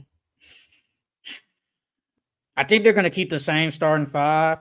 So no, I think Alex Caruso might start. So that's Shea, Lou Dort, AC, Jalen Williams, and Chet. I think that's a good starting five. Great, almost damn near great defensive starting five, honestly. Like, you got a really good team, you really got a good bench. And whenever Isaiah Hartenstein comes back, it's just gonna make them way better. I don't think they're light years ahead of everybody in the West, but I definitely think they are the best team because you can argue, well, they got the third best player in the West, and they probably got the best team overall in the West, honestly. You Like, think you they can can really challenge the argue. Celtics? I think they are at least in the West, I think they are the closest team, but I still think they will lose. I still think they'll lose though. But because, and more importantly, is even though they just went to the second round, they never been to the finals. At least all of them players, they've been there. Like, they've been to the finals. So they got a lot of playoff experience. The Thunder, this will only they're gonna make the playoffs. This will only be their second time making the playoffs. So getting far and getting better, and then you having to face a juggernaut in the Celtics. I think it'll I be think it better, but I don't think they'll win though. Yeah, I think it'll be a closer matchup than people think because Luke Dort is a great defender. So Yes, he him on is. Jason Tatum, he's gonna bother Jason Tatum. I'm not saying he's gonna lock him down, but he's definitely gonna bother him and make it life way difficult for him. And then you putting Jalen Williams on Jalen Brown. I think those two. I mean, Jalen Brown is better than him right now, but defensively, Jalen Williams can hold his own. I Yeah. don't think he would shut him down, but I think he'll give him problems too. And of course they're gonna put Drew on SGA. I think SG. It doesn't matter who's on SGA. I don't think no one can shut SGA down. So even if it is Drew Holiday, this first team all defensive player, I don't think he's gonna shut down SGA. I still think SGA is gonna get his 30. But it's really gonna come down to Derek White and Chet. Those are really what it's gonna come down to. Porzingis If Chet, can handle that. if he's healthy, I'm going off if he's healthy though. if If he's healthy. Porzingis is healthy, I'm just going off if he's healthy. If he's healthy, they can definitely beat them. They're probably like 6 games. If not, I still think it's 6 games, honestly. Too much firepower over there. It's too much. And then I mean the downfall of the last year in the playoffs against the Mavericks, no one else was scoring really besides SGA. Chet had okay series, but he didn't bring the firepower. Jalen Williams had some bad games here and there, but it was really just SGA. And I don't expect that this time, but I feel like once again, can the Thunder handle the firepower of the Celtics? Can they match it? I don't know. Gotta wait until June. So that is it for our preview of the Northwest Division. Finally, we are done with our divisions. I have one more thing, and then we'll do our pick'ems for tonight. Do you think the NBA community is toxic? Wait, what you mean by toxic? Like, basically, like when you know how when we do like rate like rankings or whatever, let's just Mhm. say like today, you had Joel Embiid at 10. I had him at 4. Here we go into the argument, basically saying, like, that's what you think. If you think he's 10 right now, let him be 10. But I go up to you and here we go getting an argument saying, oh, you dumb, you don't know what you're talking about. Stuff like that. Oh And it's a yeah, lot of that yeah. it's a lot of that in the toxic in the NBA community. And people think like you don't know what you talking about. And it's like if you ain't played the sport, you don't know what you talking about. You shouldn't listen to this person if they didn't play. It's a lot of that. And it's not like that in football. Because in football, no one says about these plumbers or nobody say you dumb in this. But when it comes to the NBA, boy, if you don't know what you're talking about, they think you an idiot. Yeah, I would think that the NBA community is very toxic. But I don't agree with the fact that if you didn't play the game, you don't know what you're talking about. Because there's a lot of people and there's some analysts out here that actually know what they're talking about and they never played a lick of basketball in their life. You know what I'm saying? If you understand the game and you get the game, then you get it. You know what I mean? You don't have to play. Like, of course, if you play, like the little things about the game. You know what I mean? Like Gilbert Arenas was saying, like, as a player's coach would be better for in the NBA, and there should be more player coaches because they know exactly what the players are going through and how they feel and their emotions on the back to back and things like that. But I disagree with the whole you can't talk about basketball just because you didn't play or you don't know anything about basketball just because you didn't play. Um, because there's a lot of guys out here who know. Now, granted, these GMs who didn't play, they're pretty dumb. But it's a lot of guys out here who know a lot about basketball and who study basketball and watch a lot of basketball and they've never played before. So I don't agree with that, but I definitely do think that the NBA community is toxic, bro. Because there's a lot of guys who didn't play the game who don't know nothing. So yeah, the NBA community is definitely toxic. It's definitely toxic. Like I said, bro. Even if you have, bro, if somebody has Jokic at 2, no, if somebody has Jokic at 3 but has Giannis at 1, it could be a big argument basically saying, why would you have him at 3 and not at 1? And be like, oh, you don't know nothing. It's like, bro, just yes, it is a depends. I do it. I do it sometimes. I definitely do it. I feel like if you have this person low, like at least super low, I'm gonna get on you and I'll be like, bro, you don't know what you're talking about. So I definitely play a part, and I think a lot of people play a part in it. It's just we just don't do that in other sports. Like I never see no one say anything about football like they do basketball because I feel like maybe it's because basketball basketball, and it's not down. It's not like just great in the just basketball in general. But I think basketball is more of an easier sport to talk about than football. I do believe that. I think it's definitely more easier to talk about. So a lot of people have more opinions to talk about basketball, and then it's like, oh, if I know something, I just think I'm right or whatever. I definitely believe the NBA community is toxic. I just don't like how I definitely agree with you. I just don't like how if you never touched the basketball play, you just don't know anything. You had no credibility. Cat. And like you said, I watch a lot of these podcasts. It's a lot of people that played the game be saying some dumb crap. It's a lot of them. And I look at them sideways a lot and say, bro, you're tweaking. Perfect Hey, example. Brandon Brandon Jennings. Jennings. Yup, He yeah, I was just just gonna say said Brandon Jennings. 2 months ago, Bob Ben Carroll and Aaron Gordon play the exact same. You know damn well they don't.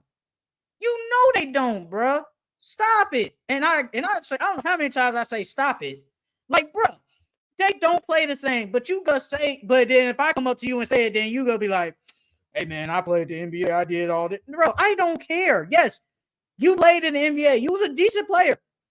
But that ain't right. That ain't true though. They do not play the same. They don't. And then it's like just because you play, you just automatically think you're right. No, you're not, brother. You're not. You're not right. Like, stop it, bro. Like, it's definitely toxic, man. And it'll never get better. It'll never get better, man. Because there's a lot of people I might see on Twitter. Yeah, they say a lot of dumb stuff. They say a lot of dumb stuff. But yeah, that's honestly. I just wanted to ask if it was the NBA toxic. All right. Now we're gonna do our pick'ems for tonight. I want to do like pick'ems every week, honestly, even if it's just 2 games, because Thursday's always 2 games. So we don't got to give an exclamation, really, just say a couple of words and just say who we got winning tonight.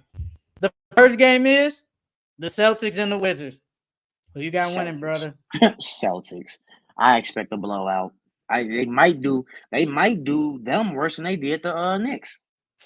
Man, I got the Celtics, bro. This should be easy work, man. Wizards home game though. The Celtics should just blow them out, man. Celtics, Spurs, and the Mavericks. I'm gonna go Mavs. I think it's gonna be a close game though. Honestly, I really do think it's gonna be a close game. I'm still gonna go Mavs. I gotta go with my boy Luca, man. Luca and Kyrie. I gotta go with my boys. I got the Mavericks, man. I think the Mavericks are just really the better team right now. We get to see Wemby in year 2 with Chris Paul and them, but the Mavericks are at home, and I think they are the better team. Give me the Mavericks. Thunder and the Nuggets. Now, low key, I'm gonna go to Nuggets. I'm gonna go to Nuggets. I think even with what we just talked about, I'm still gonna go to Nuggets. They're at home. It's always hard to play in Denver. It's the first game of the season. Um, I think the Nuggets might pull this one out. Give me the Thunder, man. I think the Thunder are just better than the Nuggets right now, even though they got Jokic. And like you said, it is hard to play in Denver, but I think just the better team right now. I think it's the Thunder. Give me the Thunder. Last game, the Timberwolves and the Kings. I think I'm gonna go T Wolves. I think the T Wolves gonna bounce back. I think they're gonna play better defensively, on the Kings, and I think they're gonna pull out a close victory. I'm gonna go. I'm gonna agree with you. I'm going with the T Wolves. I think this is not like a must-win game, but this is a game they kind of do need, so we can really see what this offense is made of. Give me the T Wolves, man. I think they beat the Kings at their crib. All right, that is it for Full Court Entertainment Podcast. Follow us on all socials at TikTok, Instagram, Facebook, Twitter. Follow us everywhere. Like, comment, and subscribe. This was good podcast, man. Had a little heated debate earlier, but that's how it always is, man. That's how it always is, man. It's always love at the end of the day. It's always love. But thank you guys for watching. Thank you guys for commenting. We will see you guys next week. The NBA is officially back.